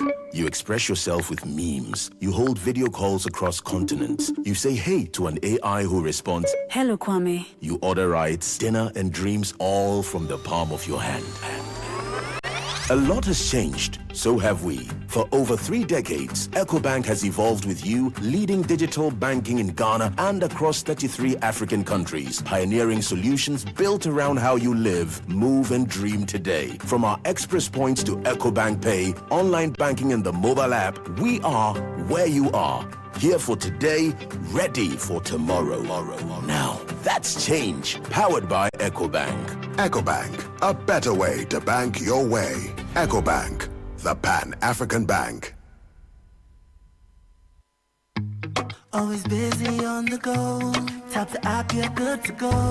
Big dreams, little time. There's a boat for you to ride. Every single time, yeah. While the errands will link up or more. Hop in a boat and get out and explore. There's a boat for you to ride, yeah. Make moves and flow. Twitter at twitter.com/Citi973 and Instagram at instagram.com/Citi973 with the hashtag CitiCBS. The City Breakfast Show. Rise above the noise. This is the City Breakfast Show. The city's biggest conversation.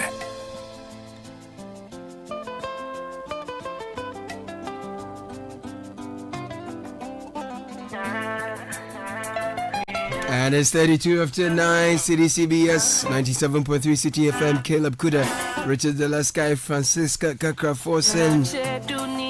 Your messages are in. We'll be bringing them to you. We have a big conversation coming up shortly with our friends from Jibu. And more of your messages as well. If you're looking for a best of flavor in every sip, Piva Beverages is a refreshing taste you should discover. Try our cola flavor. It's perfect fit anytime. What about our delightful Piva orange fruit drink? Refreshing as ever. And we can bring you the tropics with a Piva cocktail fruit drink. Grab our grapefruit drink, the Piva tangy fruit drink, bursting with tangerine flavor. All these and more at a local store near you. Just call 0550-032-231. Piva Beverages, a taste you will love. And Academic City has 2 amazing events coming your way. The first is for professionals looking to take the next step in their career. On Monday, August 19 at 4 p.m., Graduate Open Day is happening at the Quiet Terrace, Accra. Meet our world-class faculty, explore cutting-edge masters and executive education programs. Learn how you can secure a scholarship. It's perfect for professionals and recent graduates ready to rise. And then our next program is all about parents. Come to Parents Night on Wednesday, August 21, 2025 at 6 p.m. at our beautiful Hatcho campus. Tour facilities connected to our school leaders. See firsthand why Academic City is the best choice for your child's future. Call 059-403-0308. act.edu.gh RSVP. Academic City University, educating future-ready leaders. And congratulations to all top 50 contestants of the Literacy Challenge 2025 Level 2. Now, this is what Level 2 has ahead of you as an aptitude test. Top 50 contestants from across Ghana. You make it to the next round. You will take part in a written aptitude test on Saturday, 9th August 2025 at 12 noon, British Council, Accra. Stay tuned to Citi FM Channel 1 TV to find out which of these 50 contestants make it as a top 10 finalists for the Literacy Challenge 2025. Compete for the grand prize of 10,000 Ghana cedis and a trophy in a classy quiz competition. Literacy Challenge 2025, powered by Citi FM, supported by Channel 1 TV, sponsored by Belmu and GB Assessment. Attention, please. This is an account information update call from Omnibasic Bank to all our beautiful customers. Kindly proceed to any of our branches or visit our website www.omnibasic.com.ga to update your account records with your Ghana card. For more information, call 0307 086,000 or 0800 100 790. Have a beautiful day. Omnibasic Bank, not just another bank.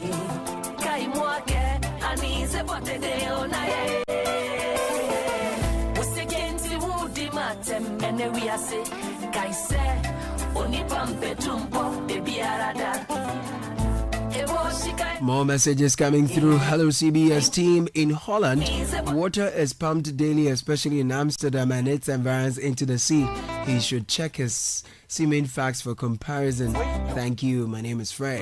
My dad bought a house in the UK, and when he wanted to build a small apartment on his property, the assembly came in and scrutinized every plan and its purpose.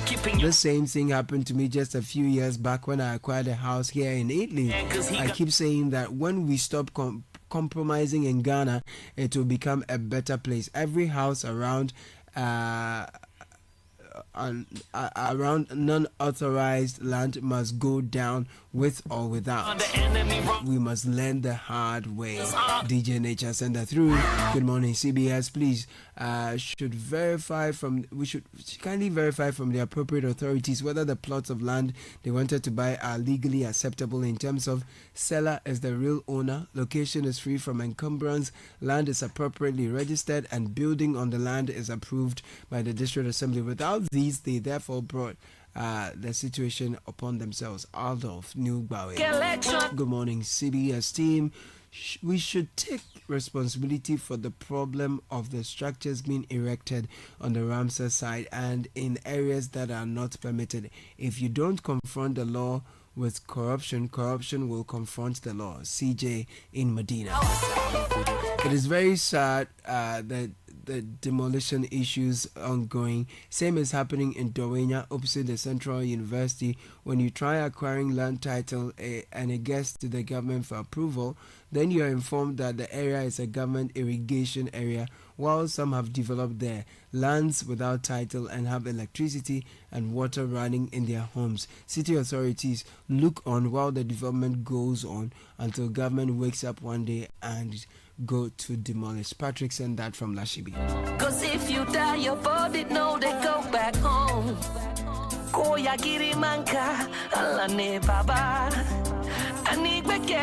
More messages. Henry Corte tried to address this problem, but he was stopped because of claims that they are our people. They should demolish, clear the place, restore nature. No mercy for Atlanta. Okay, take your time. It will teach people a lesson for the future. Any behavior that is rewarded will be repeated.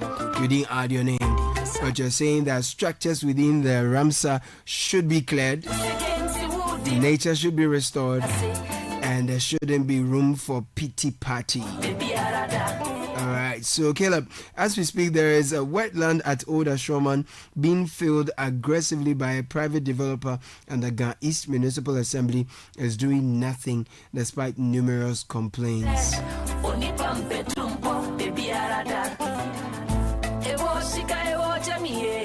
Good morning. I am so disappointed and disgusted listening to your interview with the gentleman pleading for clemency. His justification for developing on a Ramsar site is so nonsensical and nauseating.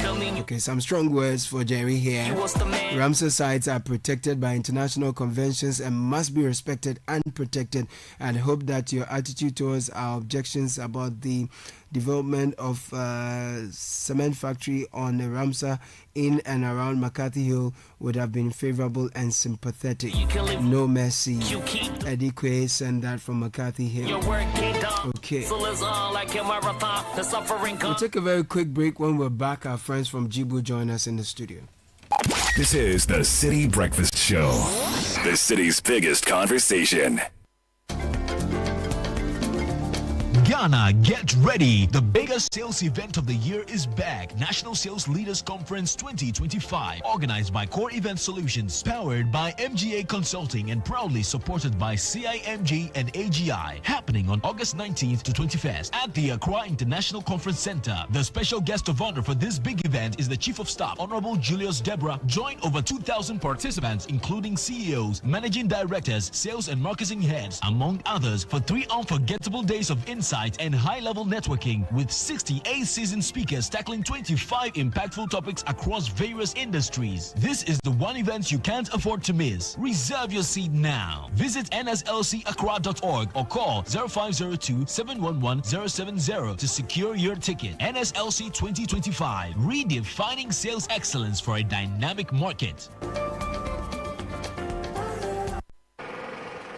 So what goes into building quality structures? I mean, literally, what goes into it? Wujaf, you don't want to be sitting here somewhere worrying whether or not you did a really good job. It'd be a very simple equation. If there's no diamond cement in the mix, massa, forget it. Don't start cry. Menye, diamond cement has been providing builders, block makers, and construction companies that peace of mind for years. Diamond cement is 42.5 R grade cement. Unbeatable quality made right here in Ghana. And because we have your pocket in mind, we provide 32.5 R grade so that everybody getting on. No long talk, Jack. If there's no diamond cement in the mix, don't start. Locate Diamond Cement Ghana Limited nationwide with factories in Aflao, Takrade, and Buipe, or call 0244-313-368 or 0540-111-978 or 0202-021-175. Diamond Cement, still as hard as a diamond.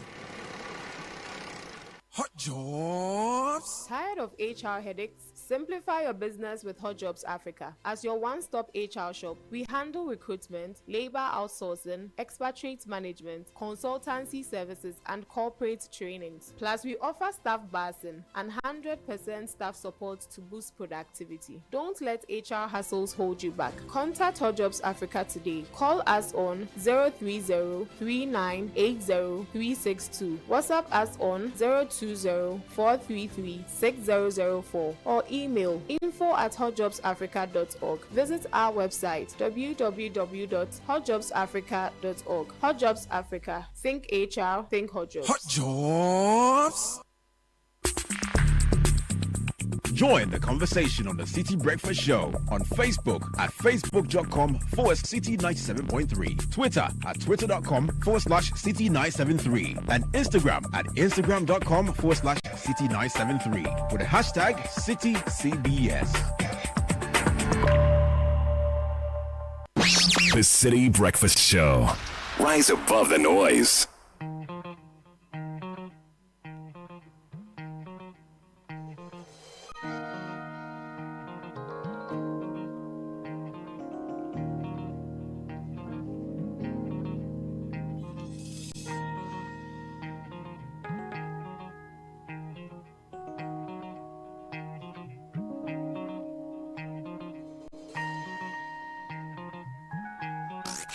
Unleashing the power of relevant radio. This is City 97.3.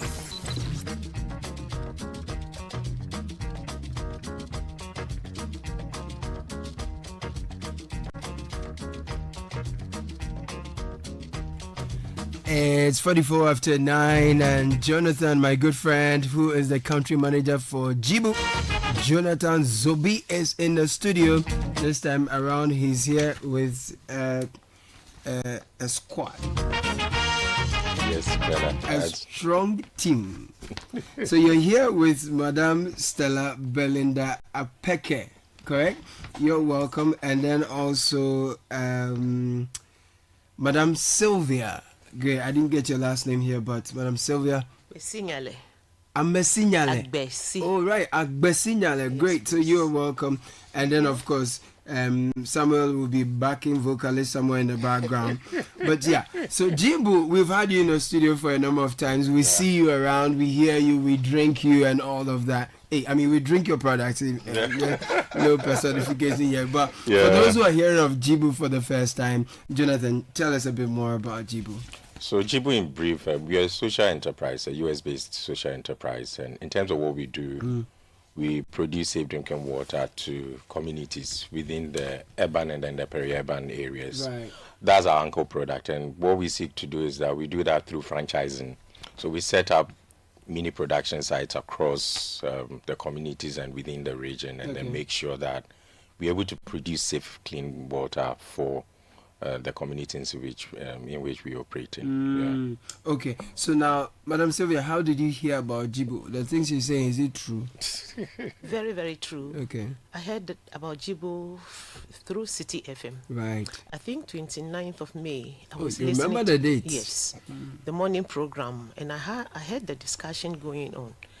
And I realized my interest was, rising up. And after the program, I called in. And then here I am today. A franchisee in the making. Right. We have started all the necessary program. And I've started supplying. Wow. So tell me about the business model. What has been your experience so far? We all know, excuse me, before now that when you talk about dispensing water, we are talking about certain class of people. If you don't have the ability to acquire the dispensing machine, then you are completely out. Yeah. But Jibu's model had made it a household product, that it doesn't matter the class you belong to, you are able to benefit from their products, in that their bottle, they have a type that they have made with a tap. There's a tap attached to it, so you don't need a machine to use that product. In my kitchen, that is what I use myself. Just get a table, place it on a table, and then you dispense a very quality water, very healthy water, and it also saves us a lot from. So Jibu's model, we can talk and talk and talk and talk, and one aspect of their model that fascinates me is their willingness to help the startups. When I joined Jibu, I did not know where to pass. The whole thing was like I was dreaming, what is happening? So much pressure, you have to do this, you have to do that, but they will never leave you in the wilderness. They are there at any point in time to give you the necessary help.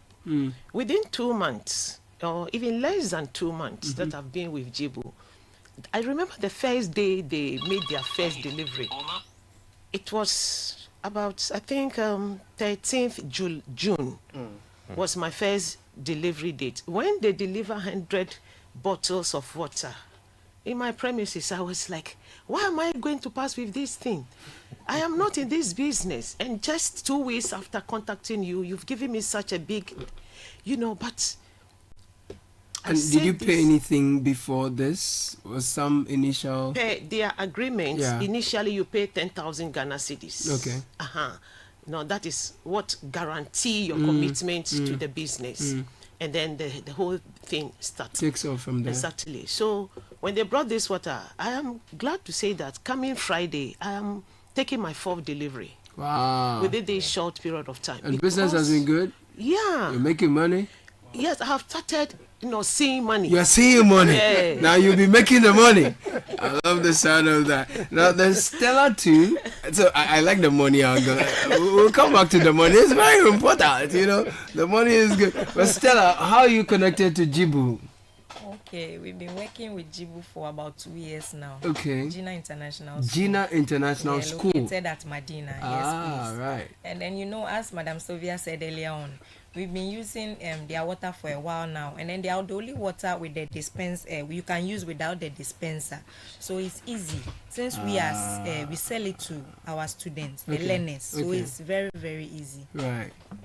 Okay. I know kids can be very unpredictable and all over the place. So how convenient is it for you buying from Jibu, particularly looking at the nature of how they package their water? Sometimes some of them, they come with water bottles and then bottles, and then it makes the compound so messy. Yeah. So with this one, without the dispenser, we sell it to them in cups. Okay. So it's been very, very easy. So each student has their own cup, each learner has their own cup. When they need water, they get it. Yes, please. That's what we do. And it's hygienic? Yes, please. It's clean. It's okay. It's good. Very, very well. Okay. How did you decide why did you decide to join the Jibu brand, and how has the partnership been for your school so far? Okay. As Madam said earlier on, they are the only company with that you can use their bottle without the dispenser. So it's been easier for us. You know, learners, these children, they can spoil the dispenser at any time. So with this one, you just open the tap and then you are getting your water. I see. And it's cold? It's chilled or what? No, we chill it in our freezer. You chill it in your freezer, yes. Then you just dispense it. And you don't need a dispenser to do that? No. Okay. So, I mean, you have work to do. I have to picture the thing well and see what we're talking about. You know me. But, yeah. So, what's new with Jibu, though, Samuel? I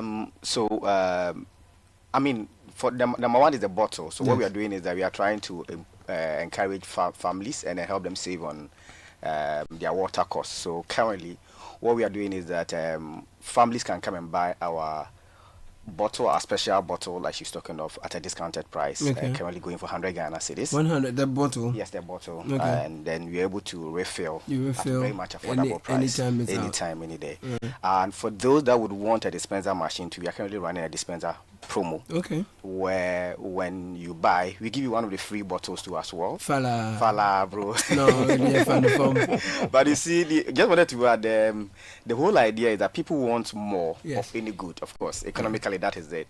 And they know that for you to be able to get this, you either get a dispenser bottle, but we saw that not everybody will be able to afford the dispenser machine. That's how we came with that one that comes to the tap. Very much convenient and very much easy to use too as well. Well, I'm Stella. So where's this relationship with Jibu going since you've started seeing money? Sylvia or Stella. Oh, Sylvia. So, all right. Oh, listen, Sylvia and Stella. All right. I'm on Stella now, please. Okay. Stella. Please come again. I was asking how far this. No. I said you are seeing money, so that was meant for you. Why your name's confusing? So, Madam Sylvia, yes, forgive me. So, Sylvia, where are we going with this relationship?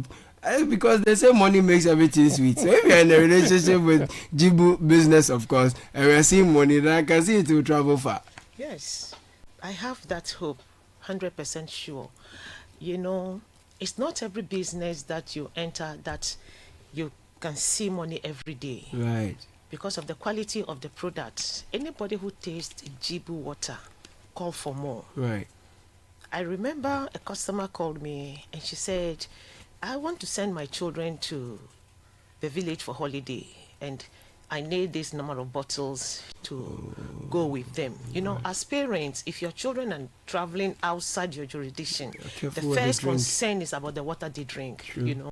So with this, every day at least you see something small. It's not at the end of the month that money comes into your hand. And every day you see something. And for you, it's important it comes every day, right? Yeah. Every day you see something. And I know when the system is established and then I start to produce myself, I believe now the money I will be seeing every day will be bigger. Exactly. So you're looking forward to growing the relationship to a point where you can start producing yourself. Exactly. And Jibu has support for that. If I want to start producing myself, you can help me do that. Yeah. So in terms of what we are doing, last week we actually sent a lot of our franchisees, those that are producing, to Kigali to have a conference where we discussed and then looked at. You took them to Rwanda? Yeah. With Rwanda last week, we had a conversation on best practice across the 8 countries, share ideas, share best practices. So it's part of the offers that we do. Currently in Accra, we just have 5 slots available as we speak. Only 5. Charlie, give us a number quickly so that we can take advantage of that. Don't shout it. Just okay, so you call 0542 032 510. So 0542 032 510. Right. When we call, we'll say what? Charlie, the 5 slots. Give me one. Yeah. No, be so. Simple. No long things. Simple. Let me add one Vodafone number. Yeah, so in addition, you can call us on 020 914 2272. So institutions like your school can come to Jibu for their water needs. Individuals like Mommy, Madam Sylvia, who is home and wants something to do or is already doing something, wants to expand and wants to see more money more regularly, can talk to Jibu. And then for those who want to also go into production, can also talk to Jibu. I like your franchise model. It's beautiful. I mean, Caleb, that's the change maker in terms of making sure people have access to clean and safe drinking water in Ghana.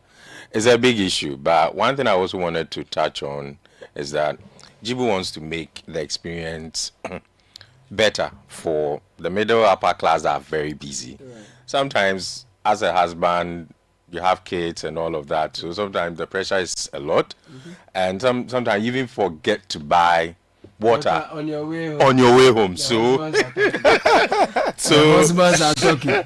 when some of these things happen, we found this to be a major pain point. So what we've decided to actually also launch is a subscription model, where depending on the number of bottles you have, you pay upfront for a week, 2 weeks, and a month. And then once you pay for that, we'll ensure just that give us the date, time, and where you want to deliver. So that based on your consumption, it's always restored we'll deliver at all to times. you. Yeah. That's nice, because I personally had an embarrassing moment where I had an elderly visitor, and we go home and Charlie. I go to the kitchen, water no day. I said, bro, I'm sorry, so I understand. It was so embarrassing. So with Jibu, you don't have to go through research, right? No. Okay. Let me give you the last word, Madam Sylvia, and I'll come to Stella as well. Let me take your final thoughts. For anyone who's listening and wants to do this, I mean, you are listening to us in March and you decided to take... In May. And you decided to make the efforts, and 2 months on, you're happy and satisfied. What would you say to anyone who's listening? I would like to encourage anyone out there who want to venture into something productive, something that can be relied on, something that you can be proud of. I know Jibu will take us far. Okay, so I will encourage everyone that come, you will not be disappointed. Come having that conviction that what we are saying here is true. I mean, nobody paid us here to come and make story here. We are saying the truth. What I have experienced is what I'm sharing with you. So Jibu is there to help everyone. So provided you are willing to take up the challenge, they are also available to help you go through it. Sylvia Agbenyaga. Oh, I've changed your name. Forgive me. Agbesi Nyale. Sylvia. Thank you. Are you a retiree though? Yes, please. How old are you? Because you sound very, you have a lot of energy. And it's the money part that I like. Thank you, Agbesi Nyale, Madam Sylvia Agbesi Nyale. Yes, earlier you heard Stella. What's the name of your school in Medina? Gina International School. Gina International School. Okay, so ladies and gentlemen, thank you so much for passing through. Wish you all the very best. See you again. Thank you, Caleb. When more money has come. Sure. Call me. All right, nice time.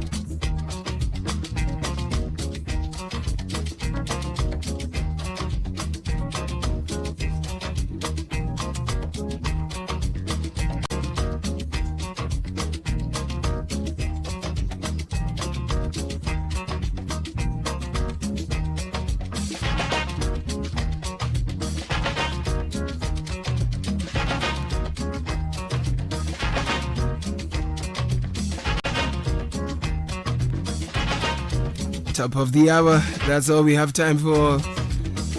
Jibu Rafia Kenting is in with the news at 10. Later on, Branch in the City will come your way. My name is Caleb Kuda. Earlier you heard Bernard Avle. Richard, the last guy, was here. Francisca Kakrafos and Fred Tetejabano, thank you for production. Shiba Arba Baining with support. Edwin Kwao Kofi on technical. Abeku Odum, the richest man. Many thanks to you all, and thank you for doing the listening. Have a great day. Jibu Rafi Akenton takes over. Good morning, Caleb. Coming up.